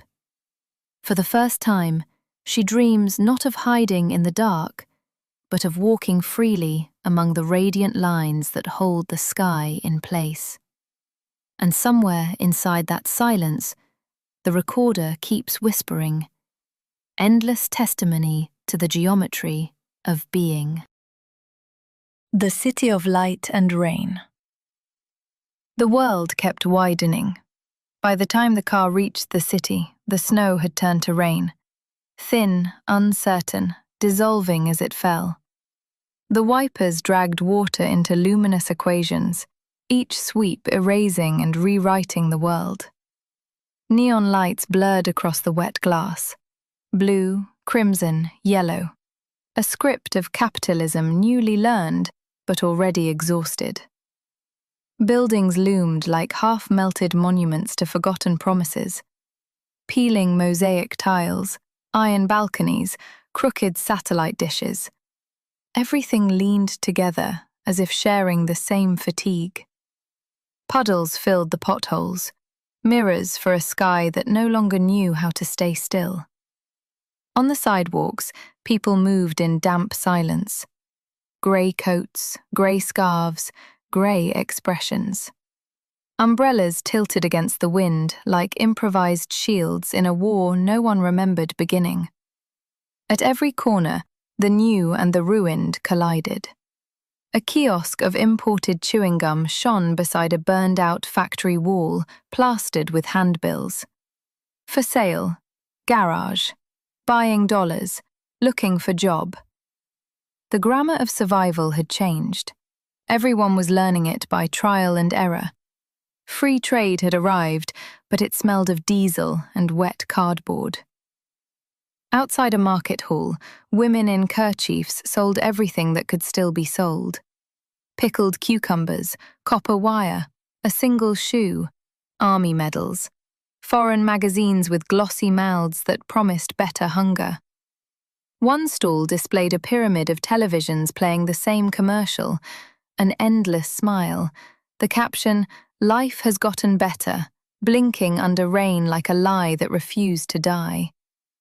Nata pressed her face to the window. The city looked alive, but only in the way fever is alive, bright, trembling, consuming itself. She saw patterns even here. Umbrellas moving in parallel vectors, trolley wires crossing above them in perfect geometric intervals. The whole street was a grid of motion, its symmetry broken by puddles and delay. She turned to the blurred faces outside, the vendors, the smokers, the thin man carrying a rusted doorframe on his back, and understood that nothing separated them from the children she had left behind. The orphanage was only smaller. This city was a larger one, built from the same arithmetic. Everywhere she looked, equations of scarcity repeated themselves. One man's profit equals 3 women's hunger. One kiosk equals 1 vanished factory. A new car equals a year's pension erased. And the people, the grown orphans of a dismantled state, clung to those equations the way children clung to blankets in cold dormitories, shivering but unwilling to let go. The rain thickened, washing the colours into a single metallic hue. Through the glass, the streetlights bent into halos, glowing like distant stars seen through tears. Nata traced their reflections with her finger, drawing constellations she did not know the names of. Anders watched her silently from the driver's seat. He saw her lips move, counting, perhaps, or translating the chaos into some private code. To him, the city looked like entropy made visible. To her, it looked like data. They passed a square where a giant Lenin still stood, his stone hand raised toward a billboard advertising Western cigarettes. Beneath him, puddles rippled with oil, catching fragments of his reflection and the English word, freedom. For Nata, it was all the same pattern: birth, decay, recurrence. The country itself was learning to breathe again, but unevenly, like a sick man remembering how lungs work. And in the rhythm of traffic lights, rain, and bus brakes, she heard the larger hum, the sound of a new orphanage awakening, a city full of hungry bodies surviving the mathematics of their own neglect.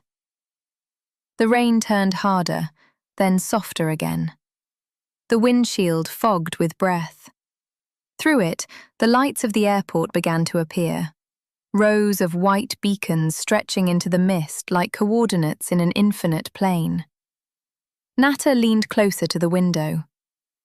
"It's all moving," she whispered, "but no one's going anywhere." Anders glanced at her, then back to the road. "Maybe that's what cities do," he said. "They move so no one has to."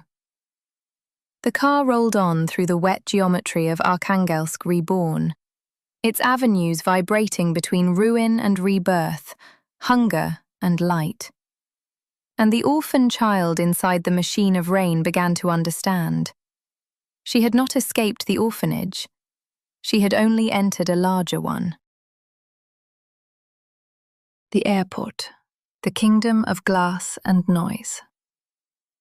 The airport was noise turned solid. Loudspeakers droned, carts clattered, escalators hummed in counterpoint.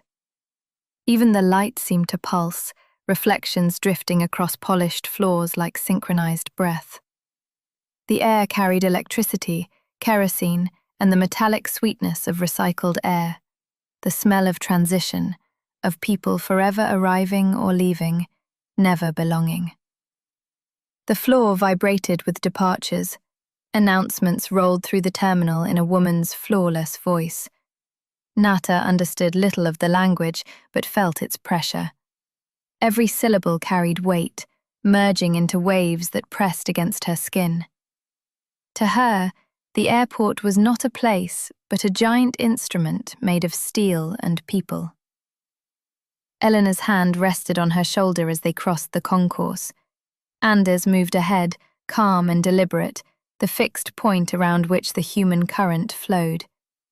Travellers hurried past carrying bags that all seemed to contain the same burden: survival. They passed the glass-walled cafe beneath the glowing red sign, "Intourist." Outside the glass lived hunger, noise, and fatigue. Inside was another universe. Warm light spilled over polished steel.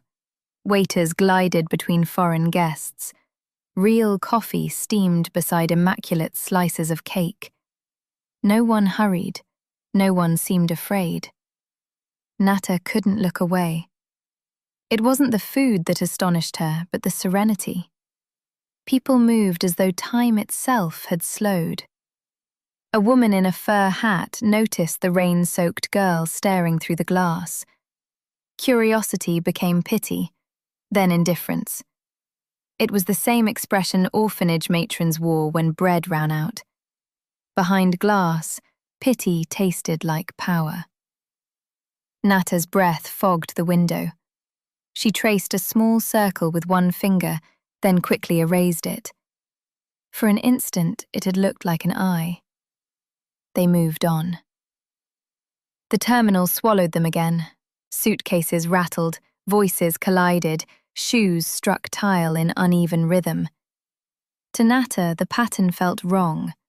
She sensed it in her ribs, a vibration slightly out of phase, a dance where everyone had forgotten the music. She pressed her palms together until her knuckles whitened, twisting her fingers into painful patterns that steadied her. Pain organized the chaos. Eleanor noticed. Without speaking, she laid her hand gently over the girls. The warmth stopped the trembling. It was the first touch Nata could remember that sought neither control nor punishment. Her chest tightened with something too large to name. Eleanor simply traced slow circles across her knuckles, as though lowering the world's volume by hand. Around them, the airport continued its mechanical ballet.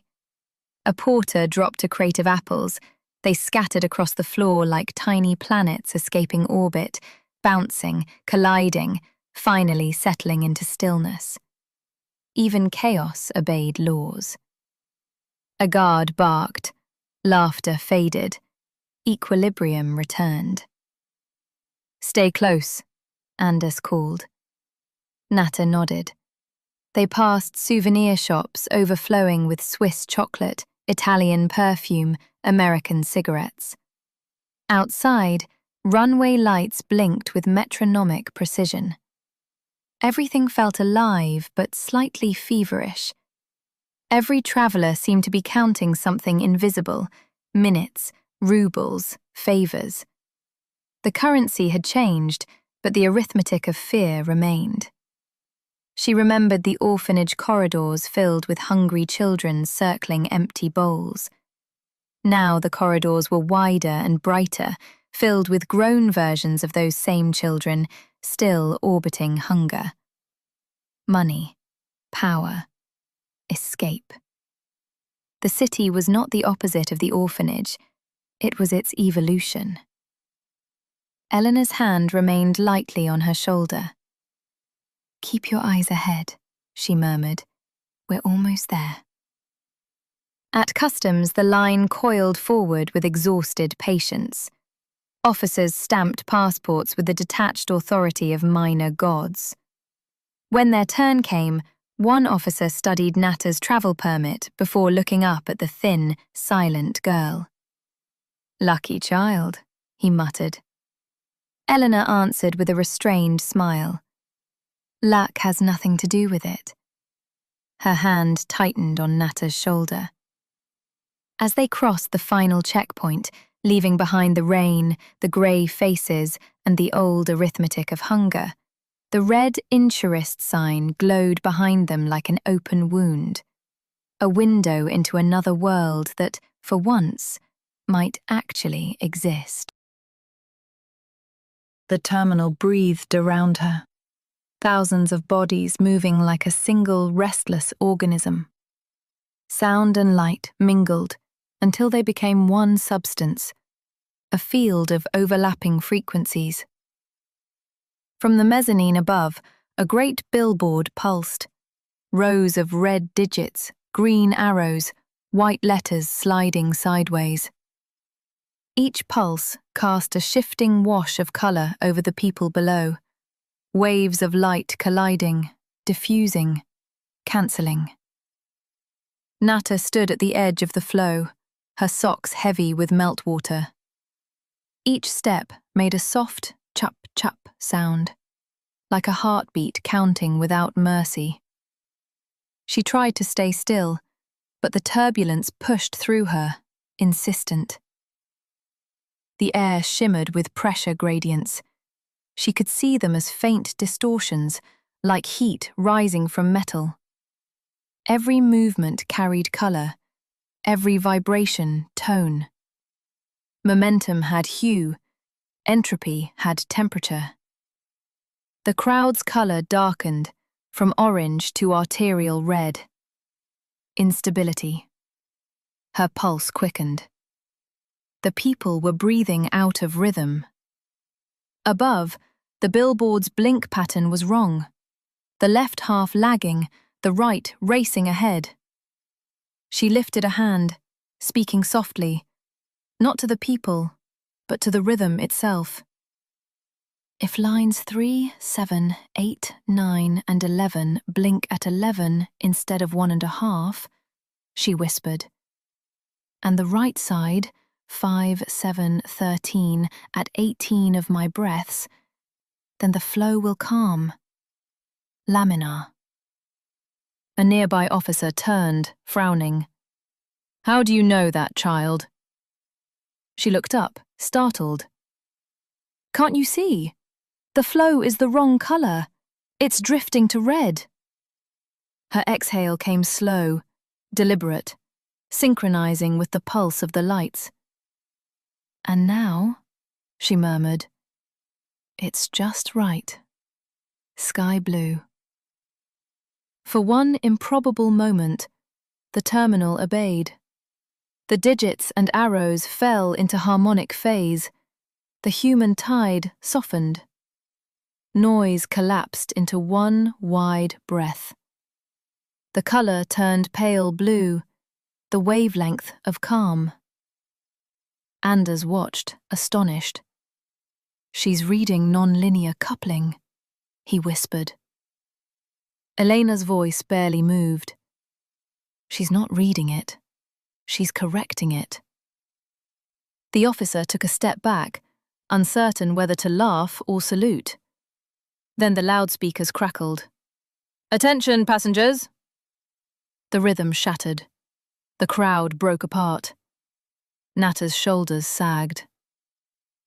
It will break again, she said. The lights forget faster than people do. Anders wrote a note in his book. Subject perceives sociokinetic turbulence as chromatic field, applies harmonic correction through temporal synchronization. He closed the notebook, still watching her. The brief calm had cost her. By the time they reached the Inturist arcade, Nata's feet ached from the cold tile floors and wet socks.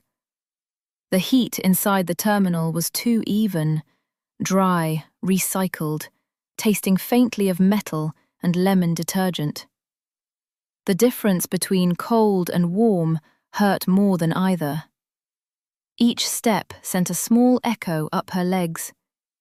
The floor wasn't just solid, it vibrated, faintly, with the weight of thousands of travelers moving above and below. Somewhere deep under the tiles, machinery hummed, luggage belts, air ducts, the hidden circulation of flight. To her, the hum wasn't background noise, it was structure. The world stood on it. Elena slowed when she noticed the limp. Stop, she said softly. You're walking like the ground's missing under you. Nata blinked. The lights overhead flickered, sliding from white to green and back again. The air shimmered with sound, voices, footsteps, suitcase wheels, each vibration crossing another like invisible threads in a single trembling net. I can feel the floor breathing, Nata murmured. It's slow, but it remembers. Elena gave a weary smile.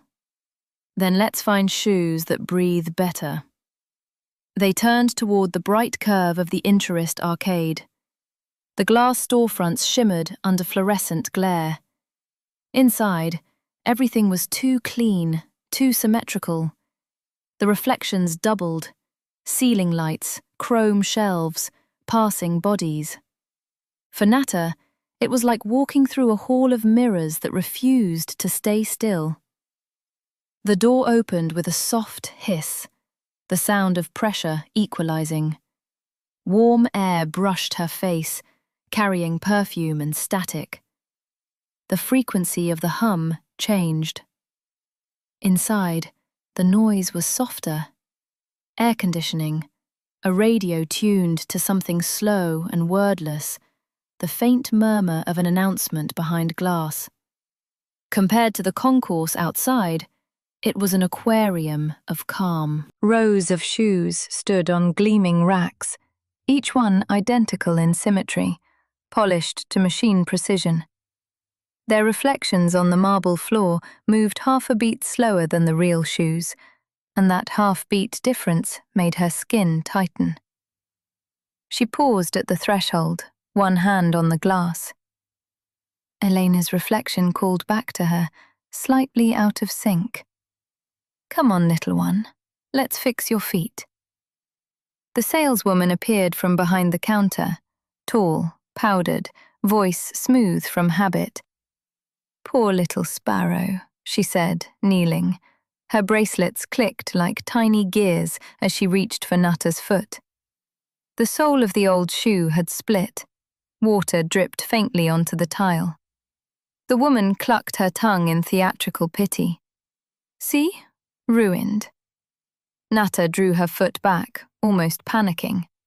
"No, they still work, just need to dry," she said, voice thin and certain, as if defending a theorem she'd proven alone. "They've got another year or two in them. You just have to learn how to walk them right." Elena crouched beside her. "Maybe," she said gently, "but even the best machines break when they're tired." She brushed a hand over the child's shoulder, slow, grounding pressure. "Let's try something new." The saleswoman disappeared into the back. When she returned, she held a pair of small black shoes lined with soft grey fur. They looked impossibly whole, unreal in their perfection. Elena nodded. "These." The woman hesitated, then surrendered to the tone. "That's the last pair in that size." "Then it's the right one," Elena said. She turned to the counter. "Absolute." The saleswoman blinked, but obeyed. From under the register, she drew a clear bottle with a blue label. Elena uncapped it, the sharp scent of alcohol cutting through the warm air like a blade. She poured a little onto a tissue, then knelt again. Her movements slowed, the chatter of the store dimmed around them. She began to clean the child's feet. The tissue darkened, first with dirt, then with road salt, then with something older, harder to name. Nata winced. "It burns," she whispered.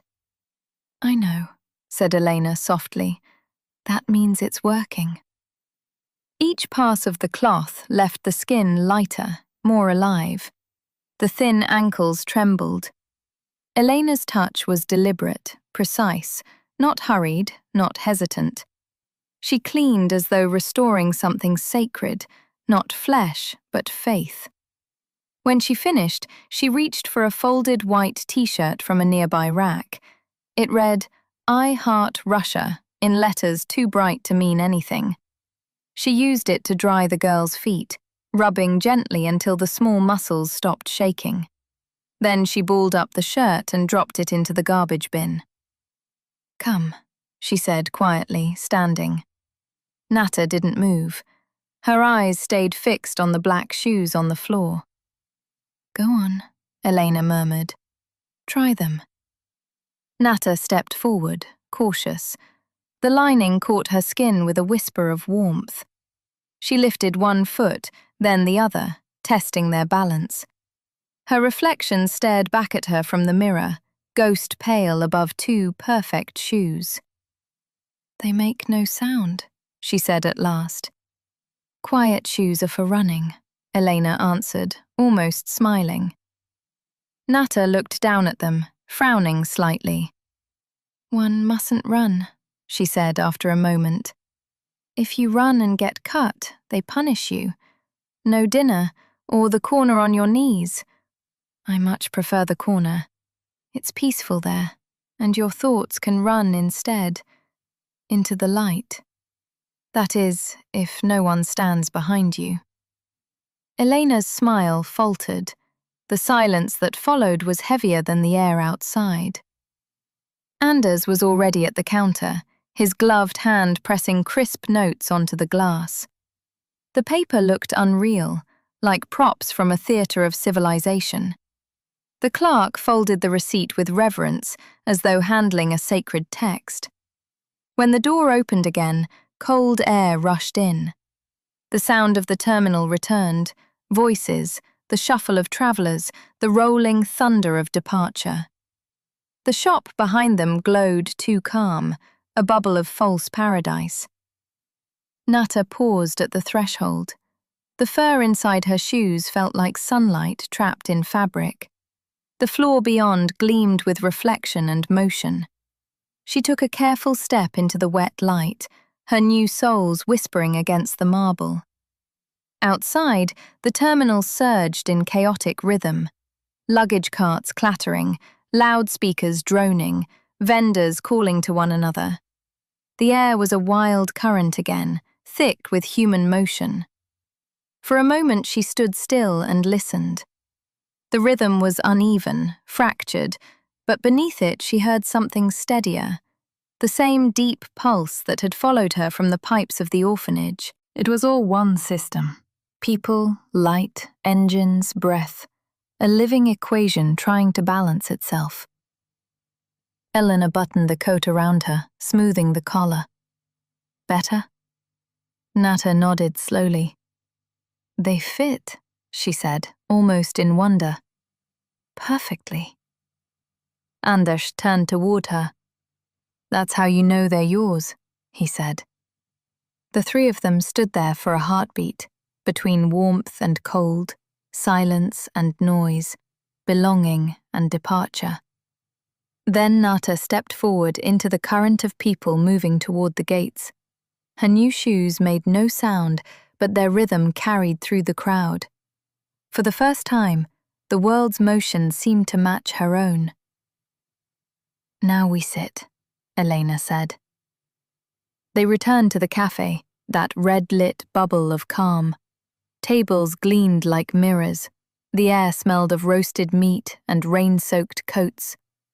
Elena ordered quickly, salad, black caviar, sausage, bread. Nata sat silent, watching the silver spoon drop small black beads onto a plate. They gleamed like planets. Beautiful, wrong.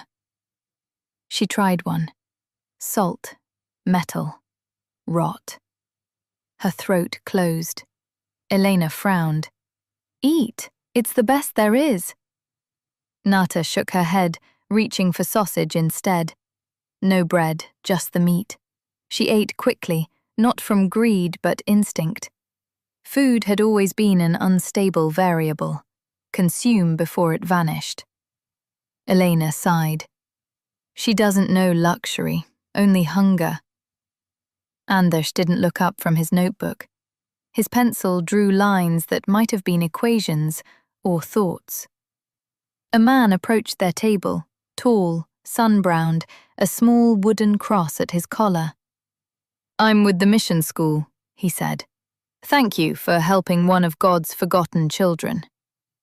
He placed a hand on Nata's shoulder. May the Lord bless your journey. When he left, Elena lit a cigarette. Missionaries, she said. They think salvation is a kind of export.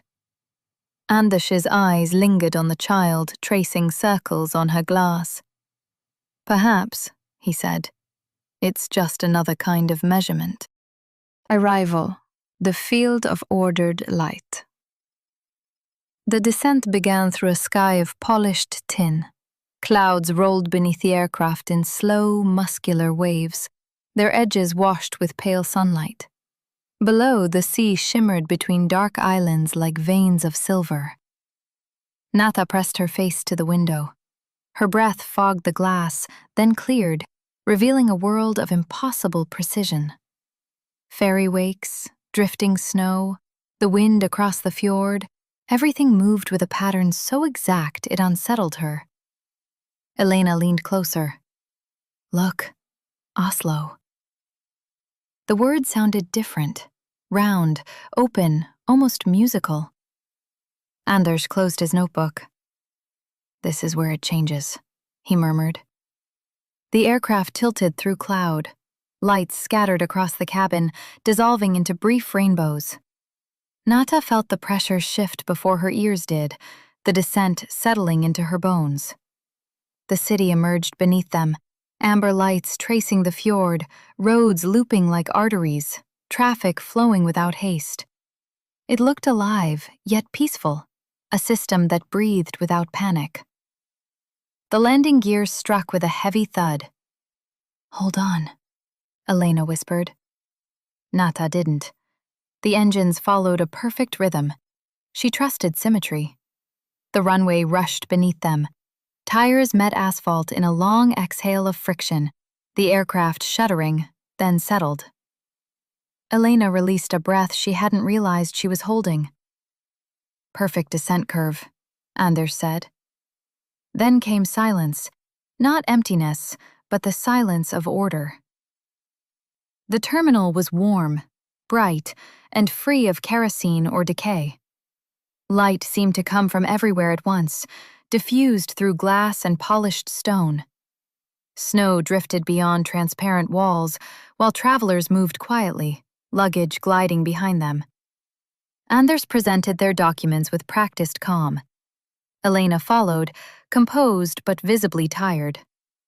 Nata lingered behind, watching her reflection walk beneath her on the polished floor. "Stay close," Elena said gently.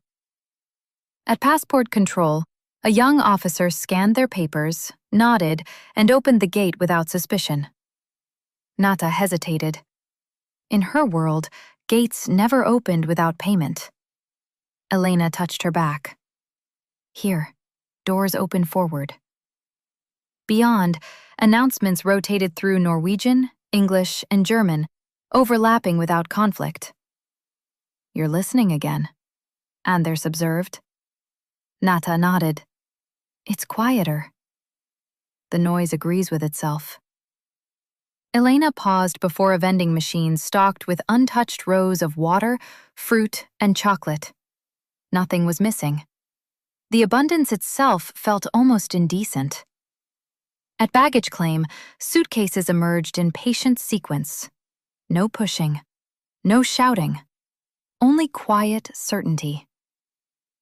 "They wait," Nata whispered, "as if the world keeps promises." Elena looked at her, startled. "Yes," she said softly. "Exactly." The glass doors opened without a sound. Cold air carried pine, salt, and fresh snow. Cars moved in orderly lines. A bus exhaled mist. Somewhere nearby, a clock chimed twice. Nata stopped. The sound field was balanced again. Elena wrapped her coat tighter around the girl. "Cold?" "No." She watched the snow drift through the airport lights, every flake briefly turning to gold. "It feels like beginning." A black Volvo waited outside. Inside, warmth gathered around the steady hum of the engine. Through the windshield, Oslo unfolded slowly. Industrial buildings, quiet highways, then neighborhoods glowing beneath fresh snow. Nata watched snowflakes erase and reveal the city across the glass. "It's different." "How?" Anders asked. "It doesn't hide its light." He wrote quietly in the margin of his notebook. "Subject perceives openness as safety." As they crossed into the city, streets, tram lines, and rows of lamps settled into a calm geometry that felt deliberate rather than mechanical. To Nata, it was like stepping inside one of her own invisible patterns. She felt no fear, only a fragile joy that hurt like grief learning how to breathe. Elena reached for her hand, not to guide her now, but simply to share the moment. "We're here." Ahead, the royal palace glowed softly through falling snow. Nata rested her forehead against the window. The lights blurred into constellations beneath her fingertips. When the car stopped before the hotel, she hesitated. "It's so bright." Elena smiled. "You'll learn to see inside the light." They stepped into the snow. Behind them, the airport shimmered, a kingdom of glass and noise. Ahead, Oslo waited in quiet harmony. Anders watched the two figures disappear beneath the hotel awning.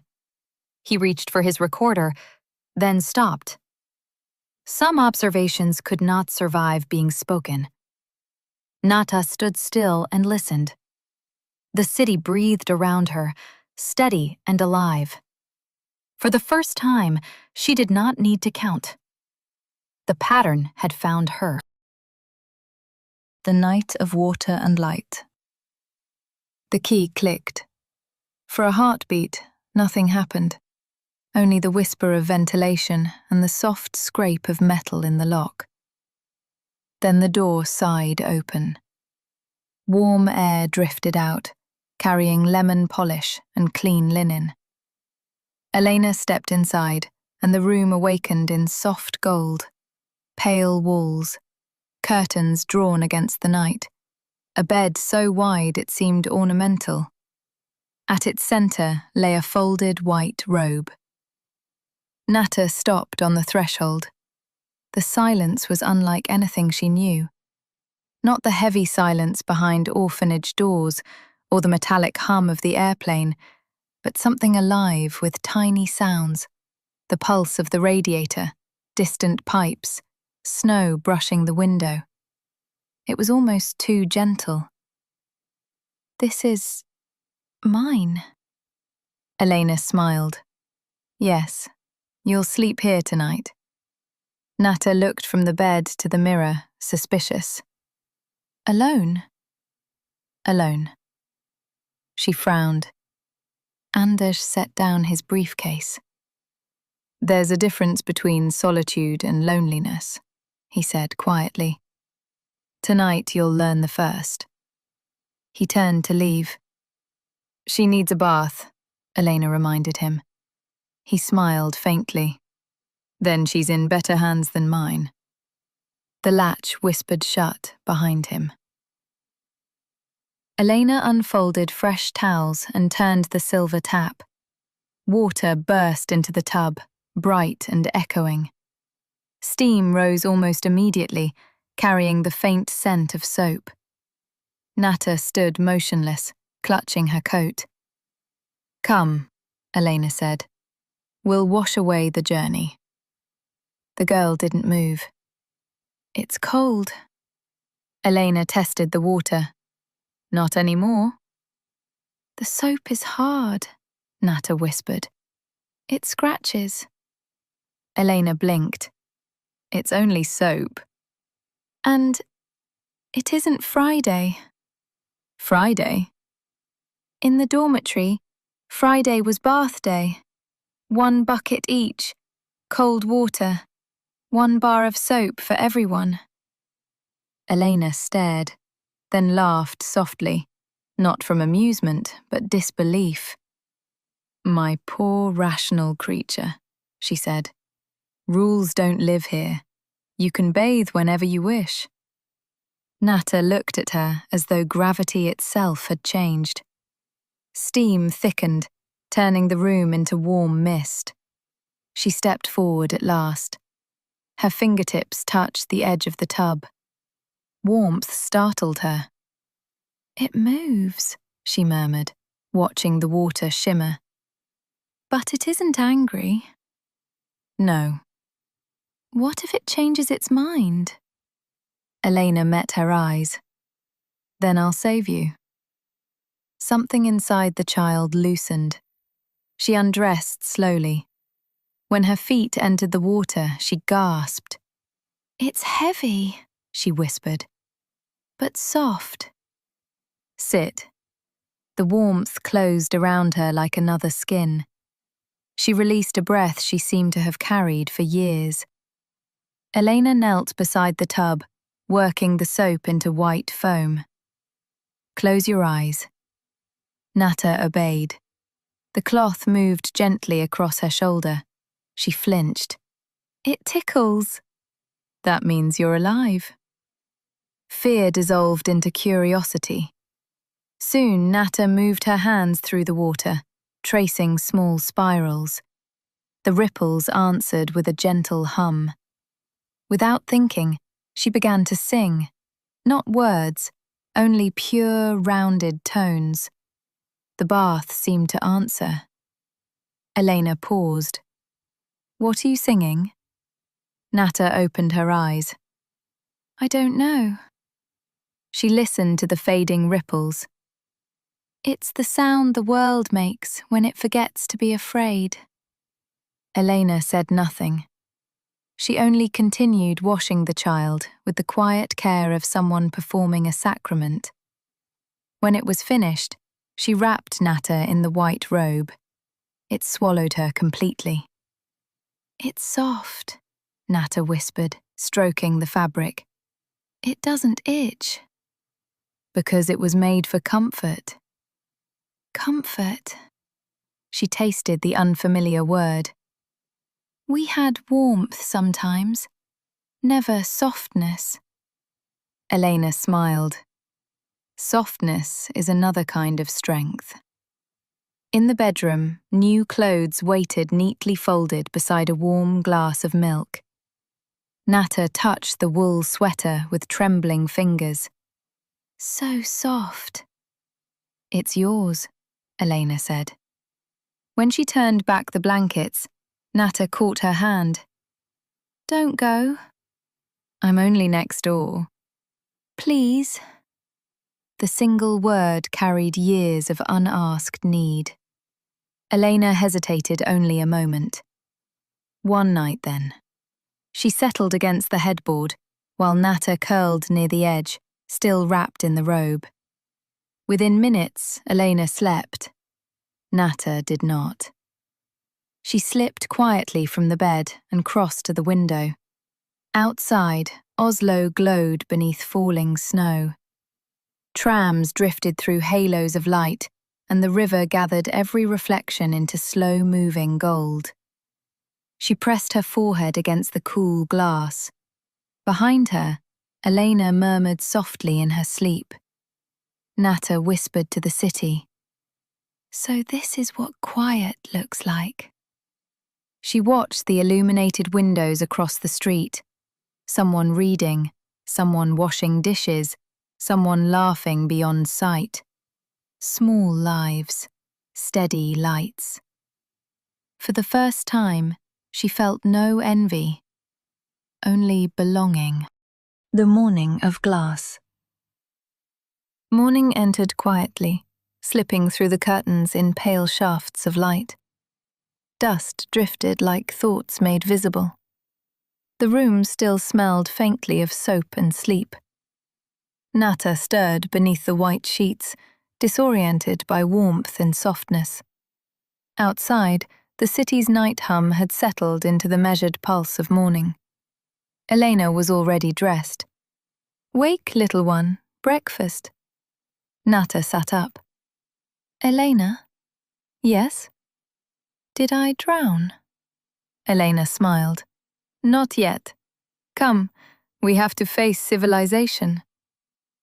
They crossed the mirrored corridor, their reflections multiplying as the elevator carried them downward. The breakfast room shimmered with quiet movement. Voices drifted through several languages, dishes chimed softly, coffee machines hissed beneath a chandelier. Nata stopped. The sound wasn't chaotic, only layered. A waiter approached. Table for 3? Somewhere quiet, Anders replied. He pointed toward the center. No. What is it? Elena asked. Too open. She chose a small table against the wall. From there she could watch the entrance, the buffet, and every reflection.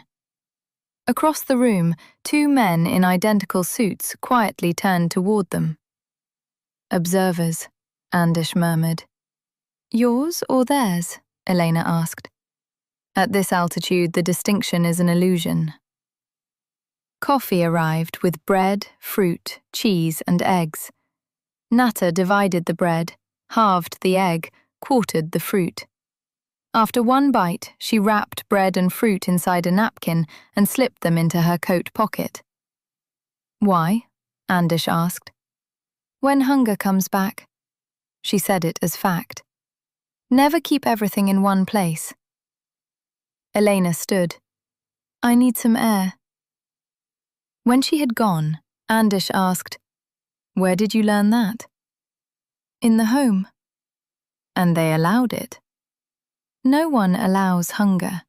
It just happens." He nodded. "You see patterns everywhere."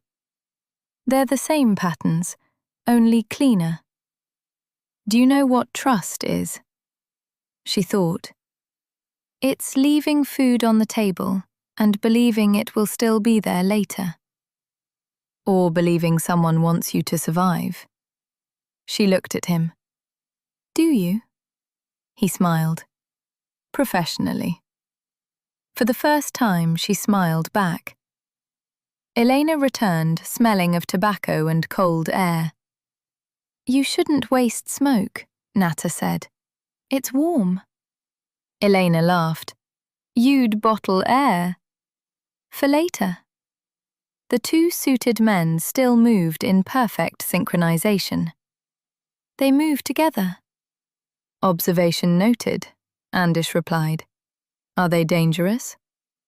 "Not unless you are." "Am I?" "Potentially." "Enough," Elena sighed. "Eat your apple." The crisp bite briefly cut through the room.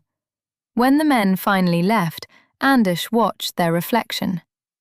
"Synchronization," he murmured. "Always a tell." Rain traced perfect lines down the glass. Nata rested her hands over the food hidden in her pocket.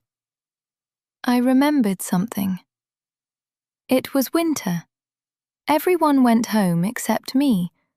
I thought my mother forgot me." "She didn't come." "A girl named Olga waited with me. She took me home.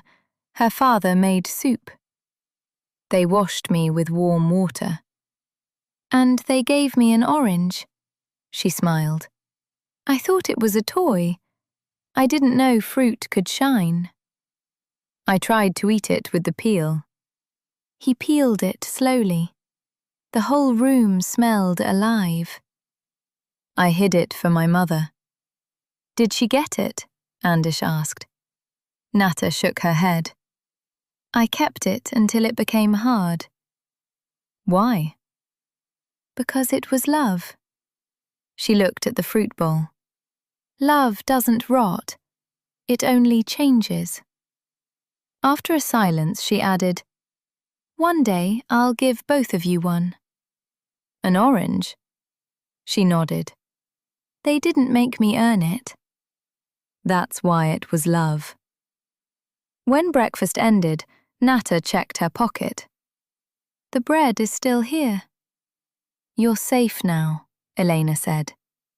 Nata shook her head. "Safety is what people call danger when it becomes polite." Even Anders had no answer. They crossed the lobby into the glass atrium. Beyond it, Oslo waited beneath fresh snow. The city hummed with a softer rhythm. Nata listened. This time she did not feel like a visitor. She felt like someone the pattern had begun to remember. The arrival. The train sighed to a stop beneath a pale winter sky. The platform stood almost empty, its silence broken only by the hiss of cooling steel and the crunch of snow beneath boots. Nata stepped down carefully, still feeling the rhythm of the train inside her. At the far end of the platform, two men in identical dark coats waited without moving. "They followed us," Nata whispered. "Perhaps," Anders said. "Or perhaps we followed them." A black car waited beyond the station. The driver, a tall woman with a braided braid, opened the door. "Dr. Veland sends his regards. The car is ready." No one spoke during the climb through the forest. Snow swallowed the road. Tunnels hummed beneath the tires. When they emerged into the light again, Nata whispered, "It's the same sound." "What sound?" Anders asked. "The one that listens." The driver glanced briefly into the mirror. "You'll hear it more clearly at the monastery." The road ended beneath ancient stone walls rising from the mist. Nata had fallen asleep. One of the silent men lifted her gently from the car. She woke only when cold air touched her face. Above her stretched a weathered arch of black stone. She startled. "Put me down!" He did so at once. Elena hurried forward. "You're safe, sweetheart. This is your new home." Nata stood quietly, looking around. Snow covered the courtyard. Stone cloisters framed a frozen fountain whose ice curled into delicate spirals. She turned slowly, studying the symmetry. "What do you see?" Elena asked. "Patterns," Nata whispered. "Everything here remembers where it belongs." Inside, warmth replaced the cold. Stone walls were lined with reindeer fur. The air smelled faintly of resin and wax. Her room was simple: a bed, a desk, a basin, a mirror. Yet Nata smiled. "It's perfect." "Like what?" "Like a thought that isn't finished." Elena laughed softly. "You have a poet's tongue." Nata looked at her. "Should I take a bath? With bubbles, like in Oslo?" "You remember? How could I forget?" A faint smile appeared on Elena's face. "We'll find you another robe." A quiet voice interrupted them. "The room is prepared." A tall woman stood in the doorway, silver hair bound neatly, her grey uniform marked with a black spiral. "Sylvia," Anders said. She inclined her head. "Instruction begins tomorrow." Elena knelt beside Nata. "Sylvia will look after you." Nata opened her mouth to protest, then Sylvia's calm eyes met hers. The protest dissolved. "Yes, ma'am." "She's safe," Sylvia said simply. "She is expected." Those words ended every question. Elena kissed Nata's forehead. "We'll see you at dinner." When the others had gone, Sylvia quietly straightened the blankets and adjusted the lamp. "Do you require anything?" Nata thought for a moment. "Bath." "A bath?" "Yes." "Before dinner." Sylvia regarded her silently. Then she nodded. "Very well." She returned with steaming water. The room filled with warmth and the clean scent of soap. Nata folded each piece of clothing into careful rectangles before stepping into the bath. The heat drew a long breath from her chest. Sylvia waited quietly nearby, arranging towels with exact precision. When the bath was finished, she wrapped the girl in a soft white robe and brushed her hair with slow, even strokes. "Better?" "Yes." "It's the right way." "The right way?" "Bath before dinner." She said it with complete certainty. "Every night." For the first time, Sylvia smiled. "Then every night it shall be so." She diving the lamp. "I'll return when the dinner bell rings." At the doctor she paused. "You may speak freely here." Nata tilted her head. "But the walls hum." "Then they're only welcoming you." When she was alone, Nata sat quietly on the bed. Warmth, water, soap, fur, silence. The pattern settled around her, complete. Somewhere beyond the walls, a berg rang. For the first time since Arkhangelsk, she favored no need to count. She smiled into the quiet. She had come home. The dinner. Sylvia stopped her before she reached the door. Wait. I am clean, Nata said. Clean is not the same as ready. She crossed the room, straightening the robe, smoothing the collar, brushing away an invisible thread. Your family values poise. The words echoed another life, another woman, another house. Her fingers rested briefly on Nata's shoulder before she stepped back. There. Orderly. Proper. May I go now? Sylvia nodded. Now. They walked together through the long corridor, their footsteps softened by fur beneath their feet. Warm light spilled from an open oak door ahead, carrying the murmur of quiet voices. The dining hall felt ancient. Heavy beams arched overhead. Candles burned in iron sconces. A great wooden table stretched beneath them. 3 places were set far apart. Anders already sat at one end, Eleanor beside him. Nata's place waited alone at the opposite end. Between them stood an empty chair, larger than all the others, carved with spirals that caught the candlelight. Sylvia leaned close. That place belongs to the Lady of the Veil. No one sits there. Not while the world still breathes. Nata nodded. Rules meant safety. She climbed into her chair. Dark bread, roasted roots, and cold salmon waited before her. Sylvia filled the cups, aligned the cutlery, then disappeared quietly into the shadows. No one spoke. Anders broke the bread into 3 equal pieces, one for Elena, one for Nata. The gesture was not prayer, it was ritual.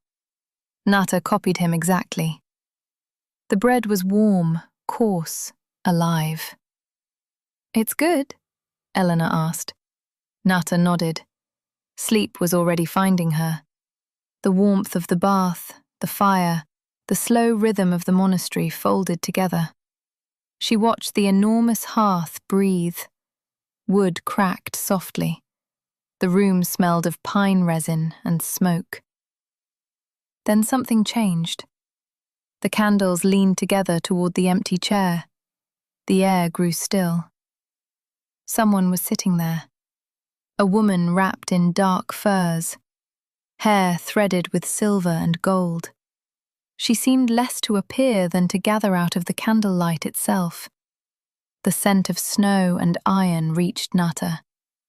Their eyes met. Fragments flashed through the child's mind. Ice, amber, a forge beneath winter, and words she somehow already knew. Fear is the first lie. Control is its echo. Her heart stumbled once, then steadied. Far away, Eleanor's voice drifted toward her. Nata, eat a little more. She blinked. The chair was empty again. Only candle smoke remained. Had she dreamed it? She looked toward Sylvia. The older woman's face did not change. Only her eyes held the smallest trace of recognition. She had seen. Or perhaps she had always known. Nata lowered her eyes and finished the last piece of bread. The hum beneath the walls softened into something almost like song. When she looked up again, Eleanor was smiling gently. Anders was writing silently in his black notebook. The hall smelled of resin and snow. Her eyelids grew heavy. As sleep carried her away, she thought she heard quiet footsteps retreating into the monastery. And somewhere beyond them, the faint jingle of a cat's bell. The candles burned lower. Snow thickened outside. And the empty chair shimmered once, as though someone had just risen and gone home. The dream. She was walking barefoot through snow. Each step burned with cold, yet left no print. The surface of the world unbroken, flawless. The sky above was pale as bone, the air clear enough to ring like glass. Ahead moved a figure wrapped in fur and dawnlight. The woman did not look back, yet Nata followed without question, her feet finding the same invisible path. It felt not like obedience, but inevitability, as though the choice had been made long before her birth. The woman's hair shimmered faintly, threads of silver and amber glinting in the wind. Around her, two vast cats padded silently through the drifts, their breath rising in small clouds that glowed before vanishing. They crested a ridge. Below, a valley spread, endless white, pierced by a single column of smoke. The woman stopped. Her voice, when it came, did not travel through air, but through thought itself. Low, resonant, precise. "Audre," she said, "I present you my child. She is the seed of Arden." From the fog ahead stepped a man, broad-shouldered and solemn, his beard rimed with frost, his hands still blackened by the forge. He bowed his head, and the air trembled. Behind him, a dozen figures emerged, men and women clad in fur and soot, faces marked by the fire's reflection. They dropped to one knee, heads bowed, as if before a returning sun. The woman continued, her tone neither command nor plea, but decree. "Tell your men and your women, and their children, and the children of theirs, she has arrived, and with her the Ardenum will rise." As she spoke, the world brightened. The snow shimmered with threads of light, each flake pulsing like a heartbeat. The sky unfolded into patterns, rings within rings, constellations reshaping themselves around an unseen axis. The woman turned then and looked at Nata. Her eyes were vast, containing the reflection of the forge, the sea, and something deeper, the echo of machinery that had not yet been built. Nata felt herself dissolve under that gaze. Not fear, recognition. The hum she'd always heard in walls, in wires, in silence. It was here, in this woman's voice. The bowed figures stayed motionless, their breath misting like incense, reverence holding the air still. For a moment, the child understood. This was not worship. It was remembrance. The air filled with the sound of slow breathing, the world itself exhaling. Then the vision began to fade. The snow grew soft, the light folding in on itself until nothing remained but the rhythm of her own heart. "Do not fear the stillness, child," came the last whisper, gentle and absolute. "Feel where it cannot reach. The world begins again each time someone listens."